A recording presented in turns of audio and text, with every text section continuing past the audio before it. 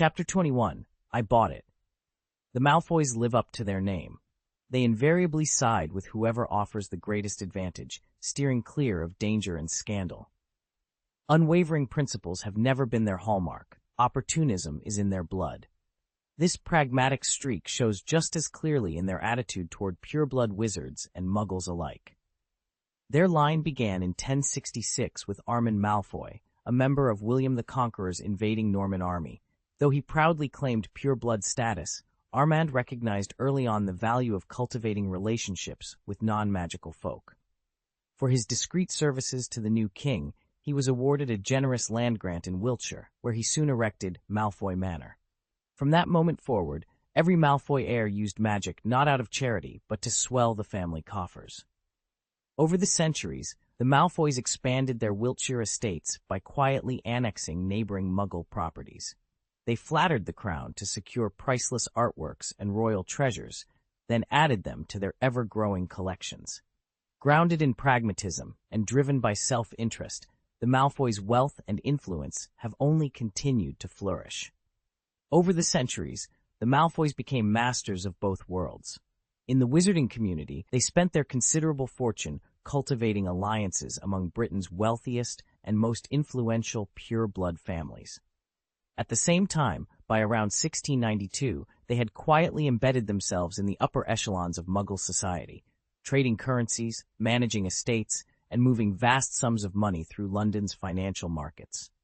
For a time, the Malfoys flourished on two fronts, their name evoking respect in both Diagon Alley and the City of London. But when the International Statute of Wizarding Secrecy was enacted, the family abruptly severed all visible ties with Muggle Britain. Publicly, they adopted a frosty disdain for non-magical folk and withdrew behind their manor gates. Privately, however, they recognized a hard truth. Wealth alone was not enough. To secure their legacy, they needed political power within the Ministry of Magic itself. Over the next century, the Malfoys funneled Muggle-earned capital into influential offices and patronage networks at the newly strengthened ministry. They sponsored promising young aurors, underwrote magical research, and even bankrolled select members of Parliament's Magical Liaison Office. Every coin spent, every favor called in, was an investment in their family's future. By the late 1700s, their strategy bore fruit. Under the leadership of Septimus Malfoy, Draco's formidable grandfather, the family reached the pinnacle of magical politics. With carefully orchestrated votes and well-placed supporters, Septimus installed his loyal protégé, Osbert Unchies, as Minister for Magic. Thus the Malfoys secured not only riches, but the very reins of power. And from that moment on, few dared challenge a name that reigned supreme in both the Board of Governors at Gringotts and the corridors of power at the Ministry. Back in the day, it was Draco's grandfather, Abraxas Malfoy, who engineered the early ouster of Nobby Leach, the first Muggle-born Minister of Magic. But by Lucius Malfoy's generation, the family's fortunes had taken a sharp turn for the worse. Having thrown their lot in with Voldemort, they were slapped with hefty fines for their Death Eater ties. Worse still, when the next Minister of Magic was chosen, it wasn't one of their allies who won. It was Cornelius Fudge, a devoted admirer of Albus Dumbledore. Fudge's victory surprised no one. At the time, almost everyone hoped Dumbledore himself would accept the post, but he had declined outright.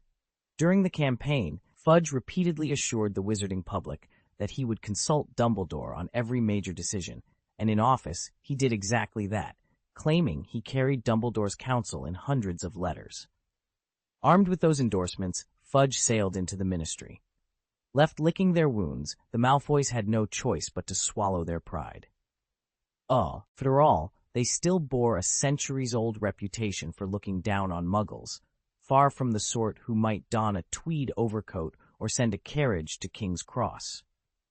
Lucius Malfoy had never once emerged from the barrier on the Muggle side of King's Cross.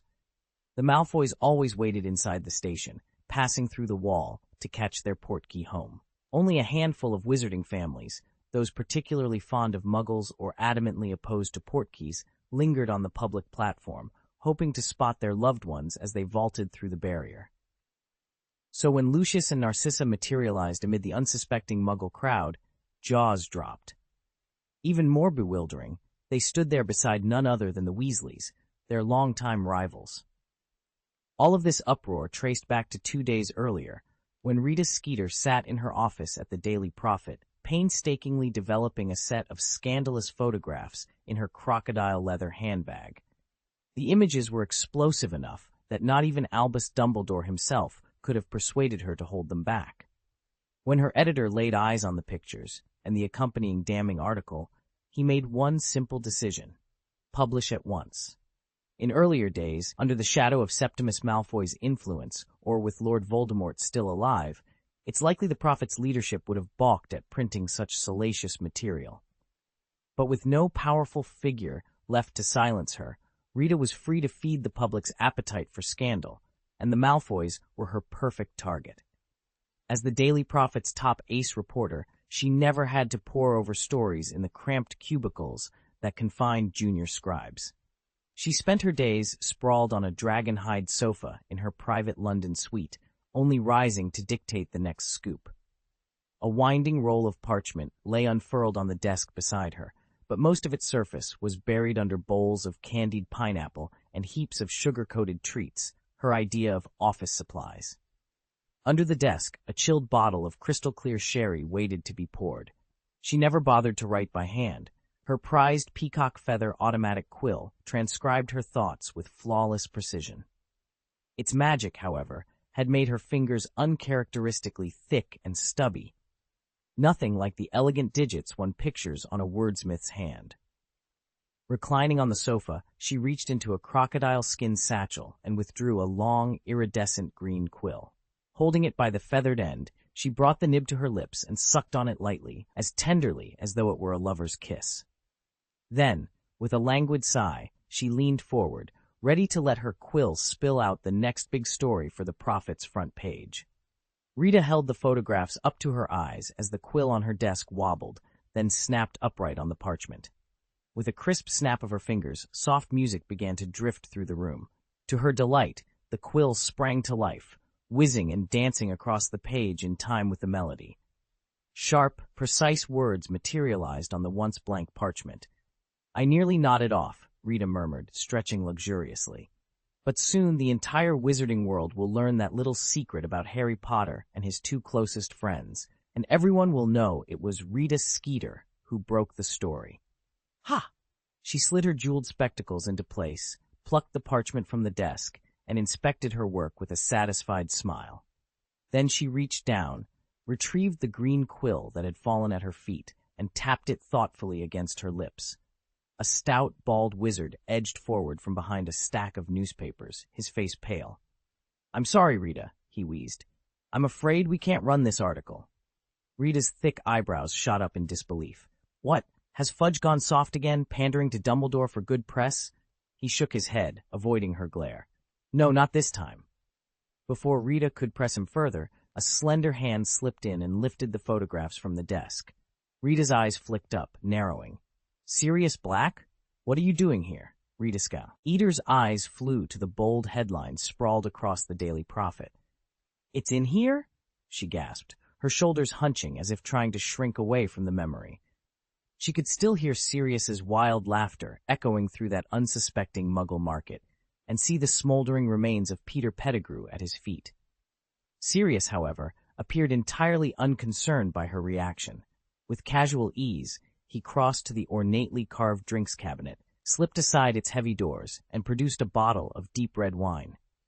"I bought it," he said, his voice cool and measured, as he offered her a glass. Chapter 222, Black's Fortune. Who holds the title of the richest person in the wizarding world today? A few centuries ago, it was undoubtedly a Malfoy. Back then, the wizarding elite prospered alongside Muggles, their vast estates and businesses untroubled by secrecy. But after the International Statute of Wizarding Secrecy was enforced, the Malfoys, once masters of both realms, struggled to adapt. Even though they clung to power and rebuilt some of their industries, and despite Voldemort's fall more than 10 years ago, their coffers have long since drained. Today, they're wealthy, but far from the top tier. Some have speculated that the mysterious Smith family might now hold the crown. Rumor has it their wealth is vast and their dealings obscure, hidden behind a fortress known as Smith Castle, which young Ryan Smith painstakingly reconstructed in this generation. Yet even the Smiths can't rival the true monarch of wizarding riches. No one, not even Cornelius Fudge, anticipated that the Black family would prove the wealthiest in all of wizardkind. It's ironic, given that the Blacks have never shown much flair for commerce or trade. But age-old lineage has its advantages, and over the centuries, the Blacks quietly cornered the wizarding real estate market. Today their holdings span the length and breadth of Britain, from stately manors in Cornwall to upscale flats in central London. Their vaults overflow with galleons, not through flashy inventions or powerful dark magic, but through simple, steady rents and land leases. And so, when you think of the richest name in the wizarding world, don't picture grand potions labs or enchanted factories. Think instead of the unassuming Black family, whose fortune was built one property at a time, and which now makes them the true tycoons of Magic Britain.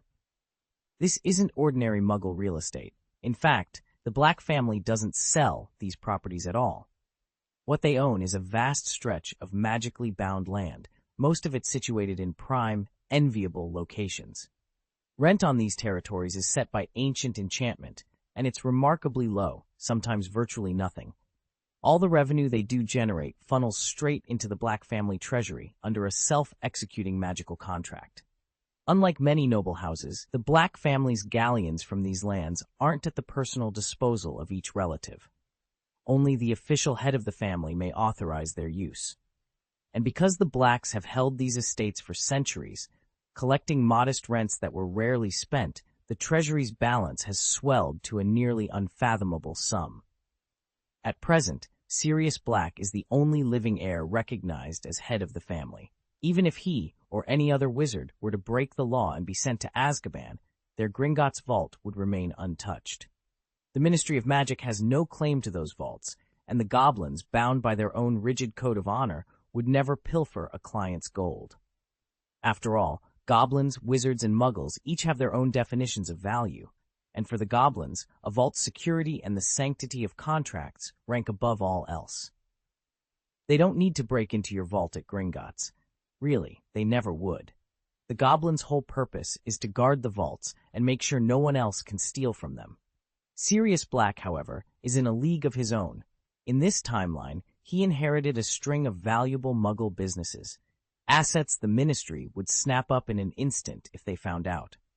That unexpected fortune is precisely why he could afford to buy the Daily Prophet. When Rita Skeeter slipped him those incriminating photos, tempting him with a promotion and a hefty pay raise, Sirius dropped his spring cleaning. He'd been sprucing up the house for Harry's summer visit and rushed to summon his godson's two sets of parents, Mr. and Mrs. Weasley and Mr. and Mrs. Malfoy. No wonder the four of them now stand outside King's Cross Station, faces as stormy as a thundercloud. At last, the Scarlet Steam Engine glides into platform 9 3/4, hissing and steaming as it comes to rest.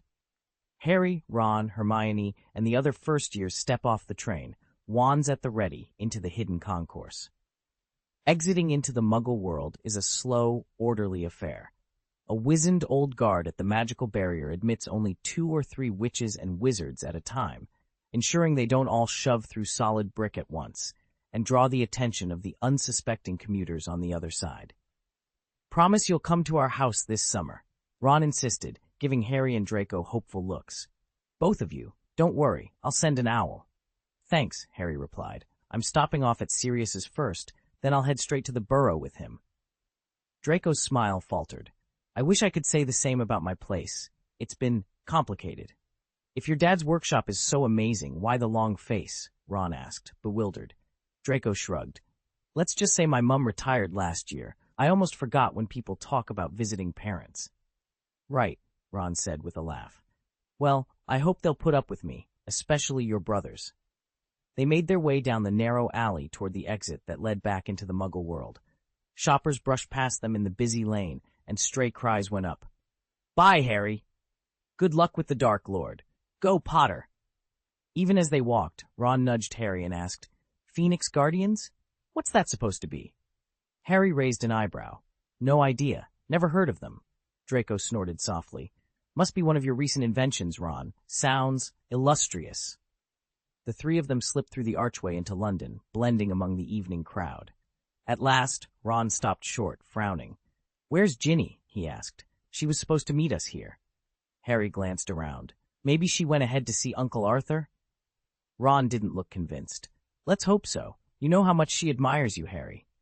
Chapter X. Ron's face grew pale as he glanced at the letter in his hand. Hermione would undoubtedly read that he and Harry were now friends and immediately pester her parents into letting her tag along. And the Weasleys, ever eager to make new friends, would be only too happy to welcome her. But right now, Ron's stomach churned with a foreboding sense of doom. Mother? Father? Draco's voice cut the tension. He'd stopped dead in his tracks, staring at his own parents dressed in ordinary Muggle clothes. His eyebrows shot upwards. What possible circumstances could have driven Lucius and Narcissa Malfoy to abandon their robes and pick up a trunk full of denim and sweaters? Had Draco's meddling foiled someone's scheme to seize the Philosopher's Stone, forcing his parents to seek refuge in the Muggle world? Or, though it seemed almost ludicrous, did their budding friendship with Harry Potter and Luo Yi prompt them to try and ingratiate themselves with the Weasleys? Draco shook his head, trying to banish the wildest of his suspicions. His parents weren't exactly lighting the world on fire with goodwill toward the Weasleys. Yet here they were, perched at the edge of Ron's family lawn, dressed like tourists. Before anyone could voice another question, a familiar motorbike roared into view. Sirius Black descended with his usual reckless flair, ignoring the stunned Weasleys and Draco's mother alike. Without a word of greeting, he barreled straight toward Uncle Vernon and flung his arms around the startled man's neck. Vernon's face immediately turned a deep shade of purple, his mustache bristling, yet the feral glare he shot at Harry transformed into something almost bemused. Harry half expected Vernon to shriek and call for the ministry, but instead the big man stood frozen, arms pinned at his sides by Sirius's enthusiastic embrace, as if wondering whether to retaliate or laugh. A hush fell over the group. Above them, the late afternoon sun cast long shadows across the manicured lawn, and in that moment, every unasked question hung in the air. Why were the Malfoys dressed as Muggles? What had set Sirius off on this particular bit of theatrics? And what new chaos would this unexpected reunion bring to the tranquil Weasley household? No one spoke. But all of them understood that ordinary days at the Burrow had just been pulled down a notch, and they were bracing themselves for what came next. Sirius wore that ingratiating, deferential expression he usually reserved for a big client, downright unnerving in its earnestness. Even more surprising, though, was Aunt Petunia's absence. As the woman who fussed over Dudley more than anyone else, she should have been here. After all, Dudley had been off in the wizarding world for nearly a year, braving dangers she was convinced lurked around every corner. Harry, Ron, and Draco exchanged uneasy glances, each sensing that these little oddities, Sirius's strange meekness, Petunia's no-show, must be connected somehow. Their suspicions only intensified when Sirius appeared, and to everyone's astonishment, Ron's parents and Draco's father all straightened up and moved toward him in awkward unison. Arthur Weasley, tall, thin, and unexpectedly bald, was the first to break the ice. He adjusted his glasses, offered a broad smile, and held out his hand toward Vernon Dursley. "Ah, so you must be Harry's uncle," he said cheerily. Beside him, Molly Weasley, petite, plump, and visibly on edge, kept her eyes fixed on the far wall, as if expecting Fred, George, or Percy to pop out at any moment. Lucius Malfoy, meanwhile, lifted his chin in a regal gesture that almost mirrored Arthur's courtesy, but no words came. He simply snorted, cast a sideways glance at Draco, and drawled, "Yes, I am." Harry glanced out the window. We're still waiting for Dudley." Uncle Vernon's tone softened to an almost unheard-of gentleness as he beckoned Harry forward. "Harry, come here, with your friends. This is your godfather." Harry and his two companions exchanged a look, and then, as if reading each other's minds, all three blurted out together, "We must be crazy!" Chapter 223. At the Dursleys. Harry had never imagined the Dursleys' house teeming with so many wizards. Aunt Petunia would have a fit if she knew. She'd probably gut the place in a fit of fury. Fred, George, Percy, and their three siblings had already departed for the Burrow with Mrs. Weasley. Draco's mother had slipped away on her own. Dudley, meanwhile, was chugging off by train to Aunt Marge's. Uncle Vernon had grudgingly bought him a ticket, and Petunia was coming along too. Uncle Vernon's face was a livid purple as he fussed endlessly with the living room cushions, as if household order were his only comfort. If he'd truly wanted to ignore their guests, he could have pretended to be engrossed in the Daily Prophet. Sirius Black, by contrast, sprawled on the sofa as if he'd never left his own hearth, arms and legs thrown out in complete ease.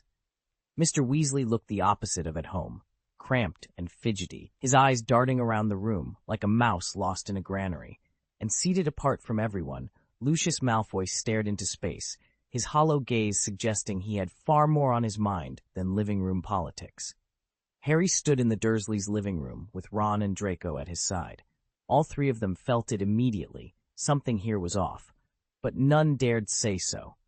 Their eyes kept drifting to the old staircase, the very spot where Harry had spent so many lonely hours.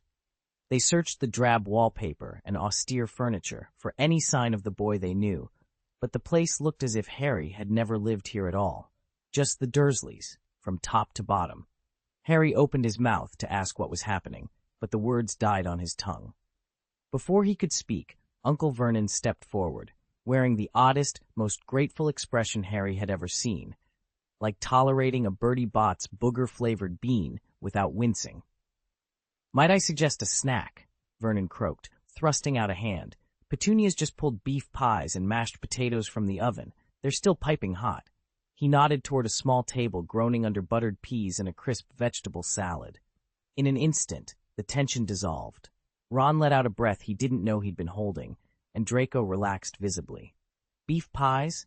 Ron murmured, eyes brightening. "Splendid. Molly Weasley's ham pies and her onion soup are unbeatable." Draco peered at the oven cord. "They run on electricity, don't they?" Harry pointed. "Yes, I saw the plug. Funny enough, I collect plugs and batteries. I've got quite a stash." They gathered around the table, the warm aroma of gravy and pastry chasing away the last shadows of awkwardness, if only for a moment.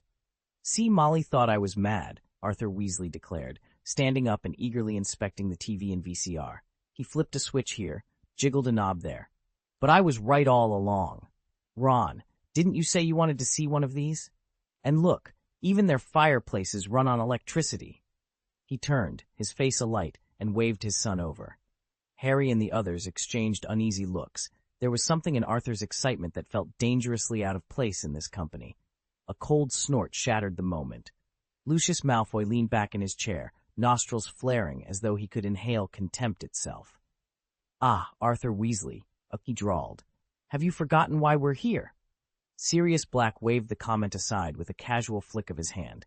"Relax, Lucius. There's still a long day ahead of us." Weasley's grin vanished. He straightened his robes and met Malfoy's glare squarely. "Of course," he said stiffly. "My apologies." Behind his pale mask of civility, Lucius Malfoy's lips curled in barely concealed amusement. If not for political necessity, he would have delighted in deriding Weasley's fascination with Muggle contraptions, and the embarrassment it cast on the wizarding world. Draco watched in stunned silence as his father, Lucius Malfoy, moved through the Burrow's kitchen with an ease and warmth that seemed impossible. If he hadn't secretly thrown in his lot with Dumbledore, Draco thought, well, could he be so friendly? Even Arthur Weasley, always the picture of proper Muggle politeness, had the nerve to flash Lucius a disapproving glare. "Dad, Draco began, but his voice caught in his throat. His cheeks burned, and the corners of his vision blurred. It felt as if he'd just seen his father drag Ron's own dad out of a burning building. "What's the matter with you?" Ron snapped, stepping forward. "Don't you dare talk about my father like that." Draco's chest tightened. "You don't understand," he managed, voice trembling. "My father's attitude toward you, especially toward Arthur Weasley, was like a warm handshake stretched out across years of contempt. He swapped his fine robes for ordinary Muggle clothes and still offered your dad his hand. To him, that's a sacrifice." He pressed a sleeve to his damp eyes. "He's never been as admirable as your father, Ron, but right now, I think he's doing pretty well." Harry, who'd been watching from the table, stepped in. "Ron, didn't Mr. Malfoy treat me with the same stiff courtesy once before? Remember how politely he greeted me, too?" Ron's scowl softened as understanding dawned. He scratched the back of his neck and let out a small sigh. Oh, right, I get it now. My brain just takes a little longer to catch up, that's all. While Harry was chatting with his two friends, the mood around Mr. Weasley turned oddly tense. Arthur Weasley knew exactly what kind of man Lucius Malfoy was. Back when they'd been classmates, they'd never gotten along, just like James Potter and Severus Snape. So Arthur instinctively greeted Lucius the same way he always had. But the moment it registered who stood before him, his face locked up in shock.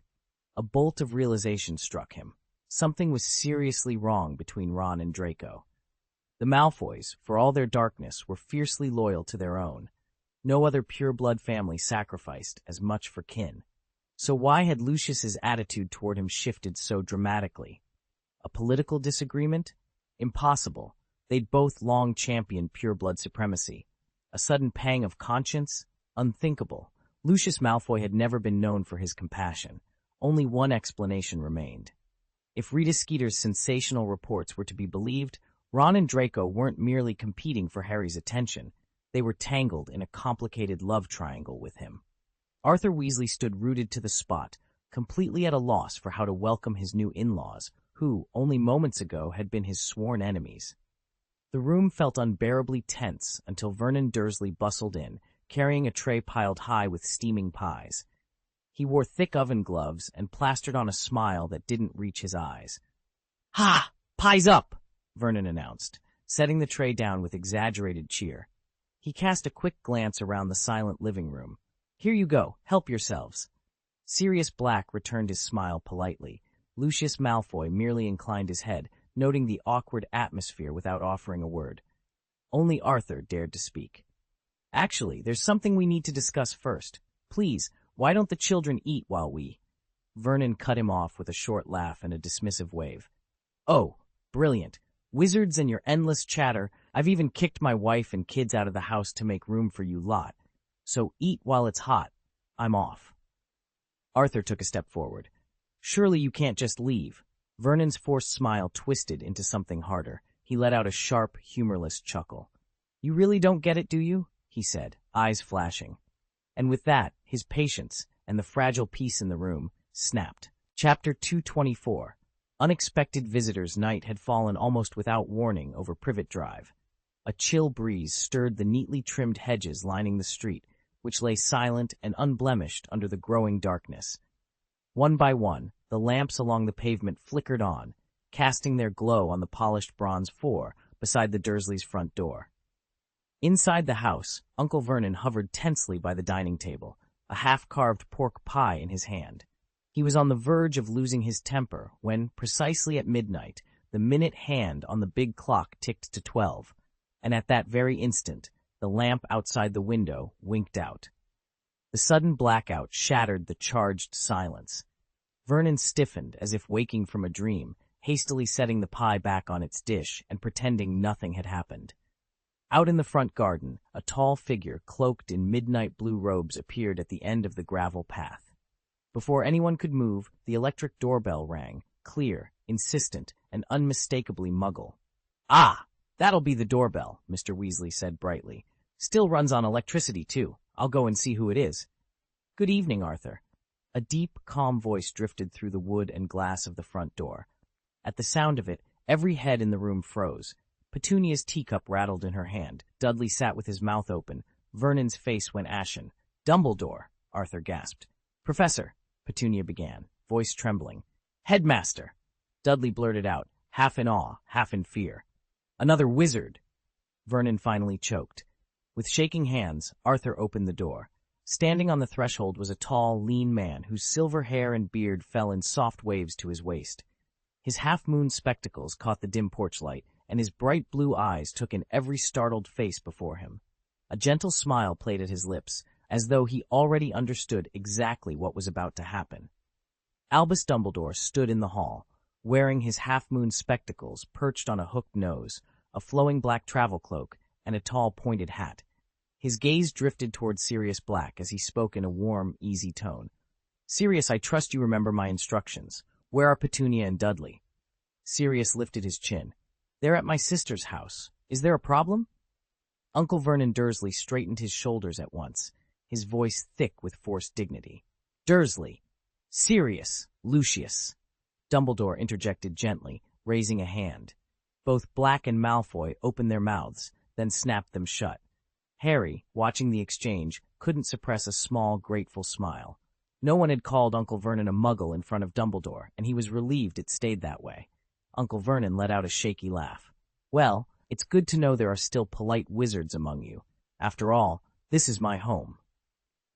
He cleared his throat, as if eager to press his advantage, but Dumbledore's quiet authority seemed to take the air from the room.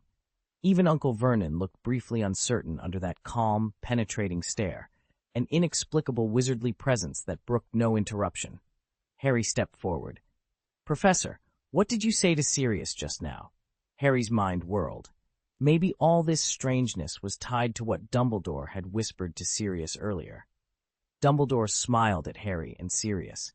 I'm happy to share this with you, he said, but with a small shake of his head added, though I don't think lingering in the doorway is particularly wise. With an elegant step, he crossed the threshold and closed the door behind him. My, it's been ages since I last set foot here.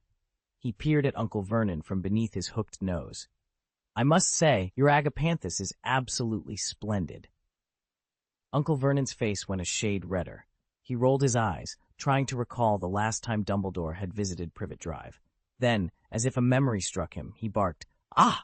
You're the Aberforth fellow, and you're the one who foisted this little brat, Harry, onto us in the first place. Dumbledore raised at a single, silvery eyebrow. Indeed so. He made a quick, calming gesture toward Sirius, who was bristling beside him. Then, turning his gaze to two other guests, he added, What a merry gathering. Arthur, Lucius, honestly, I can't fathom why you're teaming up to badger Sirius, but it's certainly unwise to insist Harry remain with his relatives. Mr. Weasley and Mr. Malfoy exchanged anxious looks, each clearly itching to defend their position.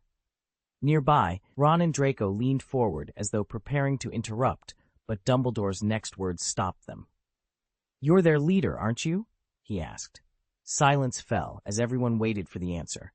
Uncle Vernon's face went purple with indignation as he jabbed a pudgy finger at Sirius Black. I want to report to you that this man has been saying all manner of nasty things about us and threatening us with his magic.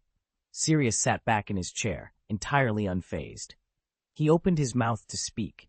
He had waited years for a chance to explain himself and to bring up Harry's situation and that of the three other wards whose identities fell outside the norm, but he was cut off by Dumbledore's gentle raise of a hand.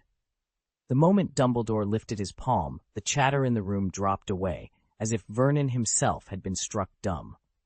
Vernon, Albus Dumbledore began softly, I am genuinely relieved that Harry was never subjected to the same level of cruelty your son Dudley endured. We? Abuse Dudley? What are you talking about? Uncle Vernon spluttered. I said what I meant. Dumbledore's blue eyes held Vernon's in a steady, unblinking gaze. 10 years ago, I left baby Harry on your doorstep with a letter explaining that his parents had been murdered, and I asked you to care for him as though he were your own. But you never did. You never treated him like your son. He was neglected, and at times outright mistreated. Dumbledore turned to Sirius. To be honest, I can understand why your temper flared, Sirius. You spent years believing Harry was in danger, believed he needed a guardian of his own blood. I admire your devotion to him. Uncle Vernon's mouth hung open. At last, Dumbledore spoke again, his tone gentler still. But we are beyond recriminations now. My priority is Harry's well-being. Sirius, if you truly wish to help him, let us put aside threats and recriminations. If you have concerns about Harry's welfare, bring them to me, and I will address them. Sirius nodded once, sharply. The tension in the room eased for the first time. No one spoke for a moment, everyone listening to the headmaster's words and weighing the promise of a safer future for the boy who lay at the center of it all. Albus Dumbledore met Vernon Dursley's incredulous stare with uncharacteristic firmness. You should have known, Dumbledore said softly, that I am Harry's godfather. Vernon's face flushed. Is that supposed to matter? You know how miserable he's been here, unwelcome, mistreated, practically enslaved, and yet we still gave him a roof over his head. More than that, I nearly lost my own life defending him from a wizard's attack. Dumbledore sighed. his gaze gentle but unwavering. Precisely. That very attack is why Lily's protective magic continues to surround Harry. A cunning dark wizard struck in secret, wiped away almost every trace. Yet because of that curse, a fragment of its power remains lodged in Dudley. Harry's breath caught. Wait, Dudley was attacked because of me?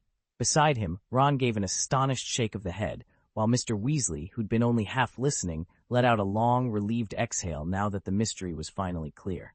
Sirius Black, leaning against the doorway, muttered, "So that's why Dudley's been paraded about, another one of their twisted power plays." Vernon turned on Dumbledore, rage and disbelief warring across his face. "So you've been using my son as a living experiment all this time? You've made him your toy?"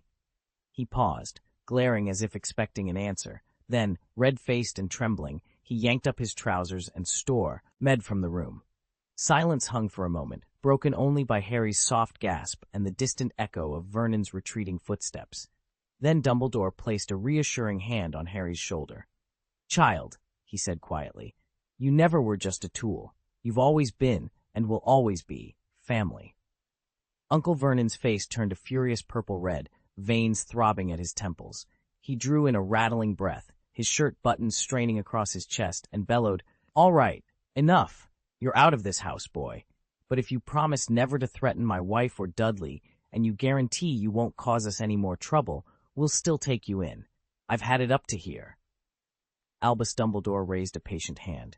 "On the contrary," he said quietly, "Harry remaining under your roof is the safest outcome for everyone. The moment he leaves, the protection his mother's sacrifice provides will vanish, and that is when he will be most vulnerable." Uncle Vernon's eyes narrowed into slits. He shot a last hateful glare at Harry, then snorted, "Fine, have your living room, you strange lot." With that, he turned on his heel and stormed up the stairs, slamming the door behind him. Chapter 225. Dumbledore Loses Control. Harry couldn't help but wonder if Aunt Petunia ever imagined that her cherished living room might one day be invaded not by muggles, but by wizards. In truth, he should have been astonished, and perhaps even embarrassed, by what had just happened to the Dursleys. But the mind doesn't always obey.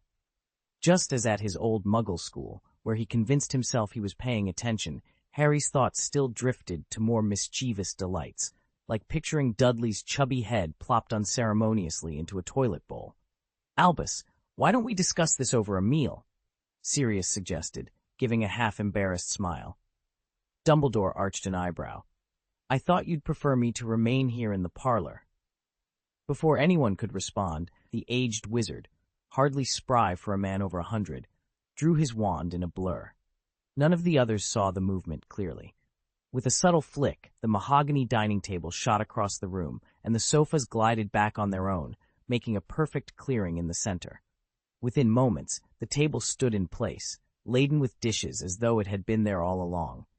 Harry, Sirius, and the rest stared in astonishment at the magically rearranged setup, the gleaming silverware and steaming platters defying every bit of common sense.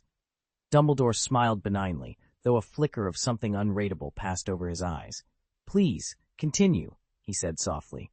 "Dinner, and then we shall talk." The chairs skittered across the floor, as if summoned by an unseen force, and slid neatly into place around the long oak table. With a cheerful chuckle, Dumbledore tucked his wand back into his robes. "Might as well get comfortable," he said. At the far end, Sirius Black, Arthur Weasley, and Lucius Malfoy sat like schoolboys fresh from a scolding, eyes fixed on the elaborate wool rug beneath them. It had once belonged to Aunt Petunia, and now it seemed to mock their discomfort. "Can we eat now?" Ron Weasley blurted, brandishing his spoon like a sword. Harry leaned over and whispered, "Ron," but before he could finish, Draco Malfoy gave Ron a shove and hissed, "Idiot! Of course it's time to eat." Arthur Weasley waved a hand at the three younger wizards with a fond grin. "Go ahead, boys. Enjoy your dinner. We'll get to the story afterward." Sirius cleared his throat, took a deep breath, and held his head high. "Very well," he said. "Let me begin." "Black," Malfoy sneered from across the table, "you could have said something sooner. Were you hiding some earth-shattering secret that needed complete privacy? If so, you could have gone somewhere more discreet, given the attack we just had here, no less." Dumbledore raised a calming hand. "Ron, Harry, Draco, dig in. We'll settle everything once you've eaten." With that, the young wizards tucked into their plates, their chatter and laughter filling the room. The grown-ups exchanged one last tense glance before turning their attention to the meal set before them. Whatever Sirius was about to reveal would have to wait for dessert. Ron stuffed a forkful of pie into his mouth, just as Mr. Malfoy cleared his throat and found his courage.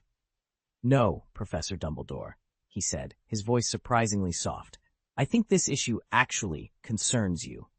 It was rare indeed for Lucius Malfoy to speak so directly to Albus Dumbledore. In his mind, the greatest white wizard ever known was above reproach, someone before whom weakness or careless words must never be shown. Yet ever since handing over the mysterious diary, anxious for his family's safety and fortune, Malfoy had grown uncharacteristically subdued in the headmaster's presence. Dumbledore's eyebrows rose in mild surprise. "Is Draco involved, then?" Malfoy hesitated for a heartbeat. "Yes, and," he glanced at Ron, "it seems to involve you too." Before anyone could follow up, Mr. Weasley clapped his hands together. "Great. Let's get to the bottom of this quickly. I happen to fully support Ron's unique hobby, and once we're finished here, I want to resume work on that TV plug we have found." Ron's cheeks puffed comically around a mouthful of pie. "Say what? Did you just mention my name?" he mumbled. "Finish your supper, Ronald," Dumbledore chided gently, exchanging a knowing look with Draco, who leaned forward eagerly, straining to catch every word of the grown-ups' discussion. Lucius Malfoy bristled, straightening in his chair. "We are nothing like your Weasley brood. Children spring up at every turn in that family. We only have one child. Come on, Sirius," Mr. Black snapped. "Harry is James's only son." Sirius didn't hesitate. He knew Harry's orientation was nobody's business, least of all theirs. As James's oldest friend, he was certain James would have treasured his child no matter what. What Lily might have thought was irrelevant to Sirius's defense. "You're a disgrace," Mr. Black continued, his voice rising. "Narcissa has mourned over you more times than I can count. Regulus couldn't uphold the Black family name to save his life, and here you are, caring for no one but yourself, completely irresponsible." "And if Draco doesn't straighten up," Mr. Malfoy roared, veins bulging in his neck, "the Malfoys will be as extinct as the Dumbledores." Harry watched, astonished. Mr. Malfoy clearly dreaded the mention of Dumbledore, yet he spoke of them with blistering contempt. What secret lay behind that venerable name? The Dumbledore heirlooms dated back centuries, but Albus had never seemed concerned with family prestige. So why did others still wield his legacy like a weapon? And more to the point, what could all this have to do with him? Dumbledore's office was silent, except for the gentle crackle of the fire and the distant ticking of the grandfather clock. Sirius Black stood on one side of the desk, Lucius Malfoy on the other, and Mr. Weasley lingered near the hearth. Harry hovered behind them, his shoulders tense. "Lucius," Dumbledore began, his tone polite but firm, "are you suggesting that this all, somehow, reflects on me?" Malfoy bristled, but met the question head-on. "I rather think they've all picked up their worst habits from you, Headmaster." Sirius seized the moment. "Then have a look for yourself." He tossed a thick stack of photographs onto Dumbledore's polished desk. The pictures skittered in a neat fan before rising, without a sound, into the air and positioning themselves at the headmaster's eye level. Dumbledore's pale blue eyes flicked across the images. Harry and his friends caught in every imaginable prank, enchanted rat racing in the corridor, dubious potions experiments, and even a not-so-innocent puff of powder that turned a Slytherin's robes chartreuse. His eyebrows arched in surprise, but he quickly regained his composure and steepled his fingers. "Before we leap to conclusions, wouldn't it be wiser to ask Harry and the others what's really going on?" he suggested. "It's a common error for adults to assume that young people think and feel exactly as we once did. In truth, teenage antics are usually far less sinister than they appear." Sirius snorted. "Oh, please. James was head over heels for Lily in first year." Lucius cleared his throat, a faint blush coloring his pale cheeks. "I'd have to admit, I fancied Narcissa before I even set foot in Hogwarts." Mr. Weasley rubbed his neck, looking utterly bewildered. "Molly and I, well, that all started in third year," he confessed quietly. Harry pressed his palms to his temples, wincing as the assembled adults absorbed their own youthful indiscretions. "I understand," he murmured, more to himself than anyone else, as the tension in the room finally began to ease. "You can't trust a word of Rita Skeeter's article," Draco snapped, his pale cheeks flushing dark pink. He raised a goblet of water to his lips, drained it in a single gulp, then set it down with a thud. Ron turned to Lucius Malfoy and Dumbledore, aghast. "You believed any of that muckraking rubbish?" Lucius offered a slow, approving clap. "Well done, Draco. That's a fine bit of Slytherin cunning." Draco bristled at the praise. "Father, I never asked you to pull off a stunt like this. Look at what she's done." With a flourish, Lucius produced a neat stack of photographs and tilted them toward the group. Harry and Ron leaned in, faces pale, as they recognized the images. Harry prowling empty corridors after hours, a fleeting scowl frozen on film, secretive midnight meetings with shadowy figures. "How did Rita Skeeter get these?" Harry demanded. "Or worse," Ron murmured, voice trembling. "How did they find us?" Draco flipped through the pictures, a bitter smile on his lips. "Seems they've got more interest in me than I'd thought." Dumbledore, who had watched the exchange in silence, finally spoke, his voice calm but firm. "It appears they care deeply about you, Harry. We'll need to be far more cautious from now on." Chapter 226. The secret Harry wants to hide rumors can fly from just one idle mouth, but putting them to rest often feels impossible. Harry, Ron, and Hermione knew this better than anyone now, especially since the scandalous photos had begun circulating throughout Hogwarts. Desperate to clear their names, they all wanted to explain why Ron and Hermione seemed so preoccupied with Harry's well-being, but Harry couldn't bring himself to reveal the real reason. That the phoenix he once summoned hadn't vanished into thin air. Instead, the majestic bird had nested itself deep within his heart. Dumbledore might suspect Harry could call forth a phoenix in times of need, but he had no inkling the creature remained alive inside Harry. More than that, the phoenix's presence stirred in Harry a sense of maternal warmth and protection he had never known. The very thought of losing that comfort terrified him. "We're just friends," Harry repeated for what felt like the 100th time. Ron and Hermione chimed in immediately after, their voices rising in unison. No matter how many times they denied any romantic involvement, the Whisperers refused to believe them. Strictly speaking, Draco Malfoy hadn't been dragged into the gossip. His pureblood family simply didn't care about other people's love lives. Ron's case was different. Mrs. Weasley fretted constantly over every whisper about her son, and Mr. Weasley, ever the devoted husband, simply went along with her concerns. But for Harry, things were far worse. In Lucius Malfoy's eyes, Harry was nothing more than a goblin-turned-seducer who had somehow converted Draco to whatever fashionable scandal the pureblood aristocracy demanded. Every slur and sideways glance made Harry's cheeks burn. So every time a new rumor surfaced, the trio stood together and repeated their steadfast refrain. Yet Harry knew that as long as the phoenix remained a secret inside him, the real battle, one of heart, soul, and the hidden magic within, would remain far from over. Mr. Malfoy had graciously offered Harry a place under his roof, but Narcissa's insistence on proper decorum meant he still needed to keep up appearances.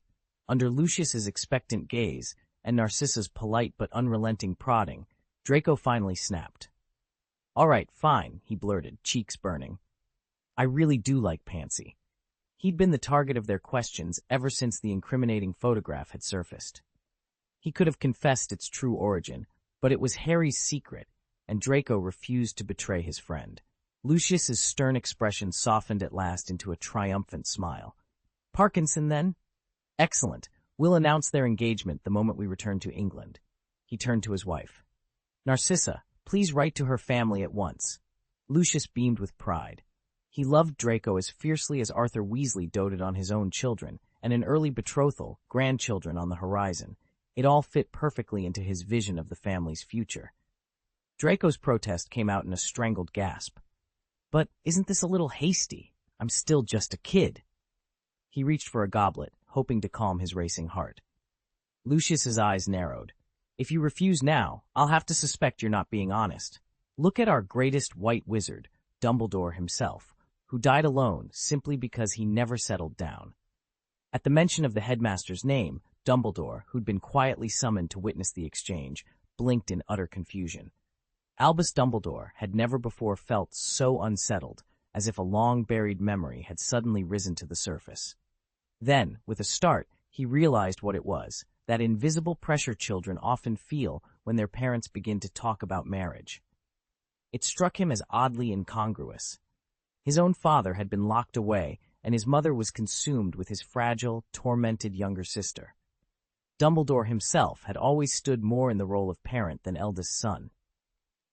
"Well," Dumbledore muttered, straightening his robes, "so this is why you summoned me, and even scurried off Petunia and aft Dudley to do it?" He gave Sirius Black a wry look. Sirius scowled. "Come off it, Albus. You're indulging in a fit of empathy again. You hear them fretting about Harry, and dismiss everything else as trivial." Before Dumbledore could reply, the portrait of a smiling witch in flowing robes slipped aside on the office wall. Through the opening stepped a third figure, cheeks still pink with exertion, clutching a small, glowing photograph. "You wanted to know where I found this?" she asked breathlessly. Dumbledore took the photo.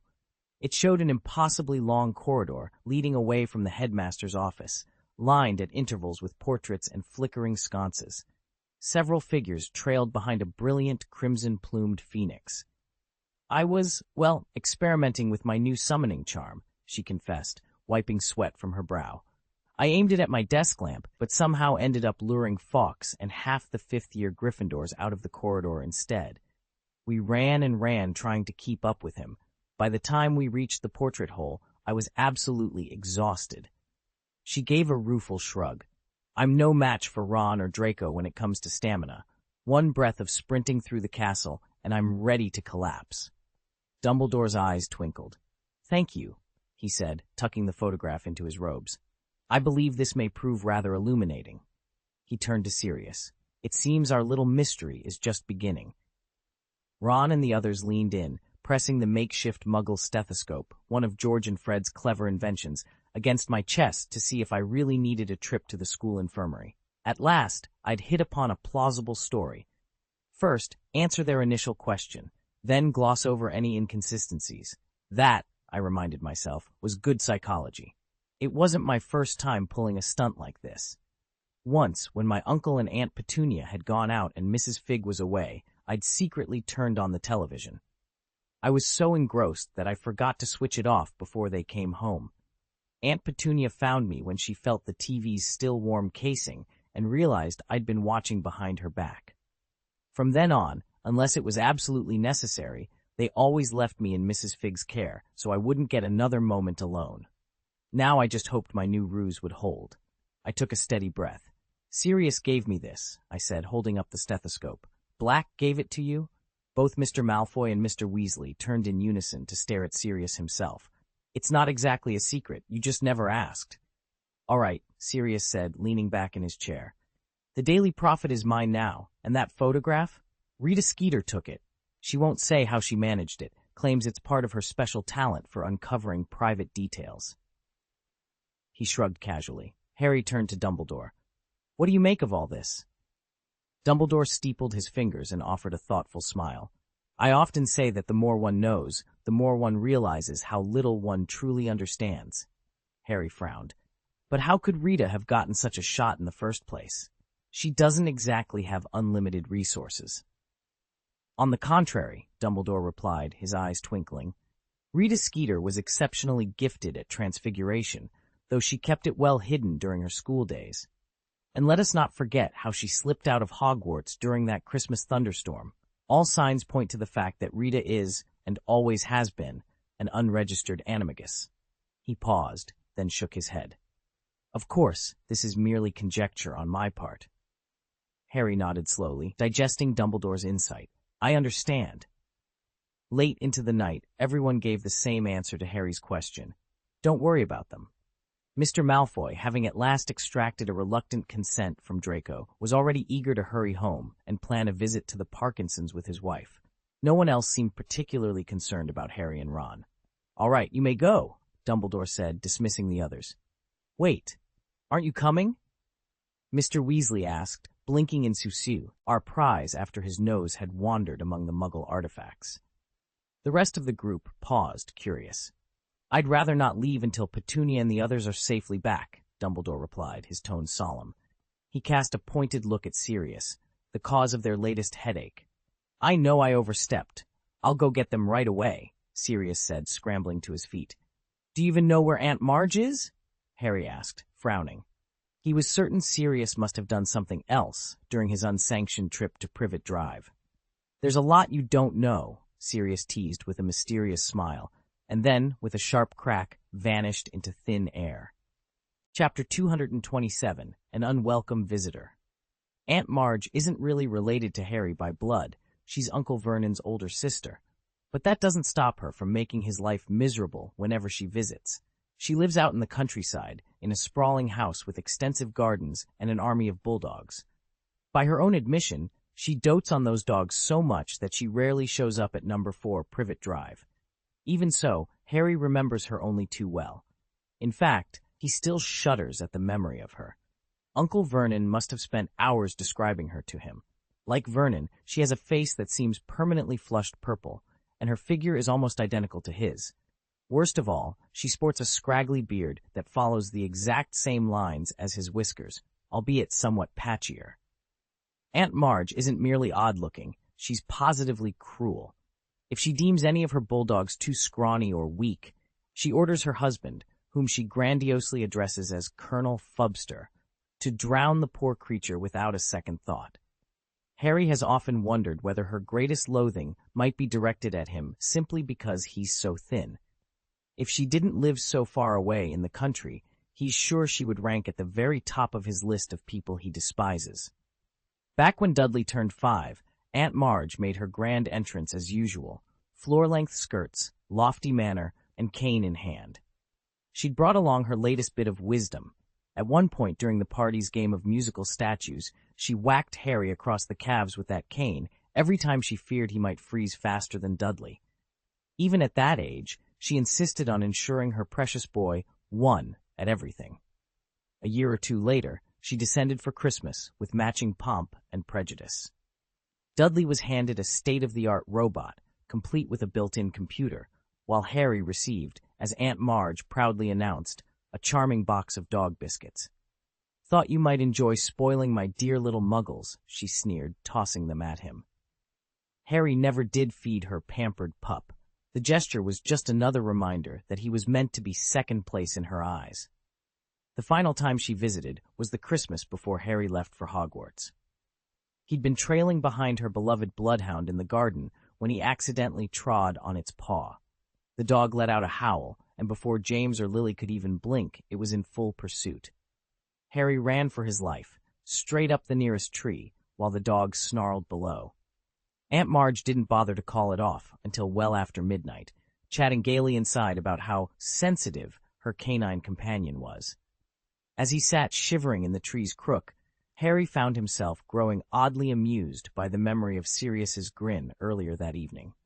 If Aunt Marge were a witch, Harry thought, she would undoubtedly have been sorted into Slytherin. After all, her habit of dangling lavish gifts in front of Dudley just to gauge his cousin's envy was textbook Slytherin behavior, calculating, status-obsessed, and spiteful.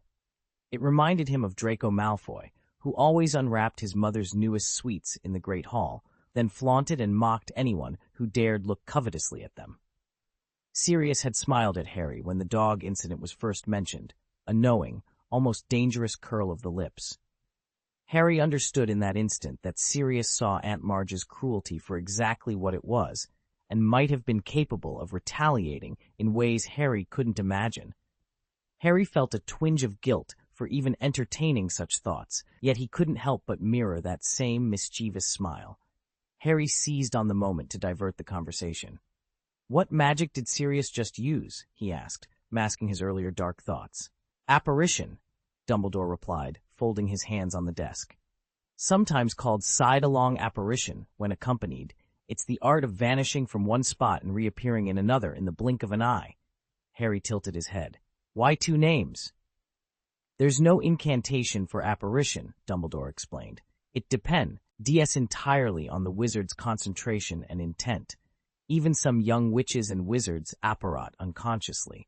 Those who master it tend to share similar body types, slender and light, much like Quidditch seekers." Harry glanced at himself, recalling the day as a child when Dudley and his gang had cornered him at school. Panic had surged through him, and he'd found himself suddenly standing on the kitchen chimney at home. Dumbledore's gentle smile brought Harry back to the present. But Harry, don't try it on your own, at least not yet. Safe apparition requires 3 things, the 3 Ds: direction, determination, and deliberation. He paused for emphasis. First, direction. You must have a clear mental picture of exactly where you intend to go. Determination means filling every fiber of your being with the image of exactly where you want to go. Relaxation means letting your body go limp. Novice wizards often lose control in the middle, spinning on the spot, overwhelmed by a dizzy, weightless sensation. Above all, Dumbledore warned, never attempt apparition in private. If you fail, you risk splinching, sending part of yourself to your destination while the rest remains behind. Harry hesitated, then asked, Professor, why do we usually call it apparition instead of disapparition? Dumbledore sighed, brushing his fingers through his beard. You're sharper than you look, Potter. If I explained every nuance, next time we meet, you might be arriving at St. Mungo's. He smiled, then grew serious. The spell's full name is the disapparition spell, but since you've studied the evolution of spells, I'll indulge you with a bit of etymology. Disapparition is simply a variant of disappear, to vanish from one place. Implicit in that vanishing is the reappearance in another. Harry nodded, committing the lesson and the warning firmly to memory. It's really 2 sides of the same spell, Professor Dumbledore began, raising a finger for emphasis. Disapparition is the vanishing half. You simply cease to exist at your starting point. Apparition, derived from appear, is the reformation half. It's what brings you back into existence somewhere else. Harry looked puzzled. Then why do wizards usually just call the whole thing apparition? With good reason, Dumbledore smiled. Officially, the Ministry refers to the entire process as apparition. If you tried to distinguish between apparition and disapparition in everyday conversation, you'd end up with half the wizarding world stepping one way while the other half stepped the opposite. Harry leaned forward. You mentioned another spell that moves objects. How does that differ from Wingardium Leviosa? Ah, that's a subtle charm, Dumbledore explained. Instead of simply lifting something upward, it lets you make an object hover a few inches off the ground and shift it precisely, forward, backward, even side to side, according to your will. It's more of a directional push than a straight levitation. Harry paused, absorbing the information. Then he glanced at Dumbledore. That's all clear. But why hasn't Sirius returned yet? Shouldn't he have apparated back by now? Dumbledore's expression grew thoughtful. Apparition isn't limited to humans, but teaching an animagus to do it is notoriously tricky, and can be quite uncomfortable until you've mastered the knack. When apparating, anyone accompanying you must grasp the transporter's arm firmly, Dumbledore reminded Harry, though his tone betrayed how little he actually believed the taut excuse he'd just offered to Aunt Petunia. Harry blinked, forcing himself to look convinced. A sudden crack echoed through the living room, an explosive pop of magic, and in an instant Sirius, Aunt Petunia, and Dudley materialized on the threadbare carpet. Aunt Petunia and Dudley both turned ashen, faces twisted in nausea. They sank onto the sofa with groans.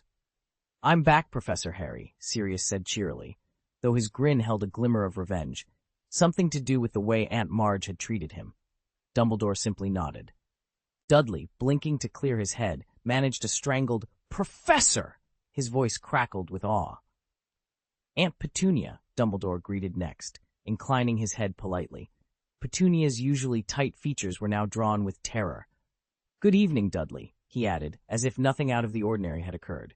Penny, wasn't it? We corresponded by letter, Dumbledore continued, addressing Petunia in his lilting voice. He checked his watch, then tapped his wand. Instantly, the dining table and chairs slid back into their original positions, and every plate, fork, and glass scrubbed itself spotless. Sirius slipped into step beside Dumbledore, wand still warm in his grasp. Ready to go? Yes, Dumbledore replied crisply. Let us be off, before anyone else faints. All right, Harry, I'll be back for you in a month. Sirius gave him a final nod and vanished into the night with Dumbledore, leaving Harry and Dudley alone in the dimly lit kitchen.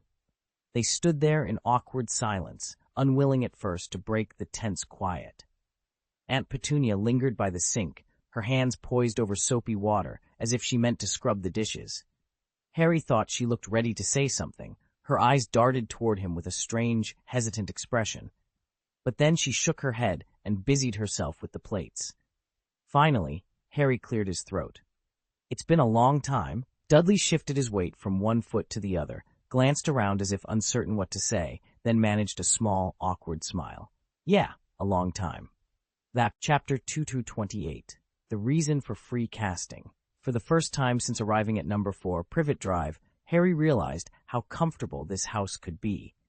Aside from Ron's endless teasing, he could think of no real drawback. The change had come just days after Sirius rescued Aunt Petunia and Dudley from the looming danger at Grimmauld Place, and Dudley's unexpected revelation that he, too, was a wizard. Almost overnight, Uncle Vernon and Aunt Petunia's old prejudices against magic evaporated. No more whispered warnings about dark curses, no more locked trunks in the broom cupboard. Instead, his cauldron, spellbook, wand, and even his new racing broom had all been moved upstairs and placed neatly in his own bedroom. He barely recognized the Dursleys, who once forced him to hide every trace of his true nature. They'd even stopped ordering him around. Now they treated Harry as if he were no different from Petunia's petunias, neither a nuisance nor a curiosity. Hedwig, too, enjoyed newfound freedom. Aunt Petunia, once obsessed with cleanliness, no longer shrieked at the sight of dead rats stuffed into the cage each morning. She simply swept them into the garden. It was as if every rule had been rewritten. Harry suspected Sirius had something to do with it. Perhaps the moment Uncle Vernon realized Dudley could wave a wand, the family's fear of magic lost its hold. Whatever the cause, Harry finally felt at home, and for the first time, he wondered what it truly meant to belong. "Dudley, my boy, come over here and see if you can make this dress a bit bigger. I swear it's shrunk." It was an ordinary morning at 4 Privet Drive, yet it was the first time Uncle Vernon had ever casually invited magic into the house. Dudley rolled his eyes. "We agreed, no magic at home," he reminded his father with thinly veiled irritation. Harry, who happened to be standing in the hallway, couldn't help but notice Vernon's unusually placid acceptance. He suspected it had everything to do with Dudley's recent transformation. Outwardly, the boy they once knew, overindulged, failing his schoolwork, and rounder than ever, had vanished. In his place stood a courteous, well-spoken young man in neat Hogwarts robes, lean enough to pass for a prefect. Aunt Petunia hovered nearby, dabbing at her cheeks with a lace handkerchief. She beamed as though Dudley had just announced he'd single-handedly thwarted a dark wizard. To the neighbors, she looked as if she'd been driven half-mad by her precious son, but anyone familiar with the Dursleys knew better. Beneath her fussiness and forced smiles, Petunia remained the undisputed matriarch of number 4, Privet Drive, and today she was positively radiant. When Dudley griped that he still wasn't allowed to use magic at home, Aunt Petunia gave a sharp, bitter laugh. "It seems the wizarding world has moved on without us," she said, her voice tinged with something like resentment. Uncle Vernon nearly dropped his tea. Dudley's remark had clearly struck a nerve. Dudley himself looked confused. "What do you mean, Mum?" he asked hesitantly, glancing at his father, who was pretending to lose himself in the Daily Prophet. Petunia's eyes hardened. "Back when I was a girl, Lily had already gone off to Hogwarts. Every holiday, she'd come home and put on magic shows, turning our teacups into mice, making the flowers dance. Mother and father were enchanted. Lily would entertain them for hours on end." Dudley scowled. "But those were my favorite teacups. She ruined them." "Exactly," Petunia snapped. "That's why there's to be absolutely no magic practiced here, under any circumstances." Harry watched, stunned to hear a note of envy in Aunt Petunia's tone. She didn't simply despise magic, she seemed to long for it, and Harry thought there might even be a part of her that wanted to write to Dumbledore herself. He saw the regret flicker across Aunt Petunia's face, so plain, yet impossible to hide. She kept glancing at the wand in Dudley's hand, a childish desire rising in her chest. After all, this was the very thing she'd once dreamed of for her own children. "Grow bigger, quick!" Dudley cried, pointing his wand at Uncle Vernon's suit. Harry blinked as the jacket and trousers puffed up, expanding just enough to fit Dudley's frame. He didn't balloon into some monstrous size, but filled the fabric snugly, like Uncle Vernon himself had lent him his clothes. Harry realized, with a start, that he had no idea how Dudley was doing in his other classes.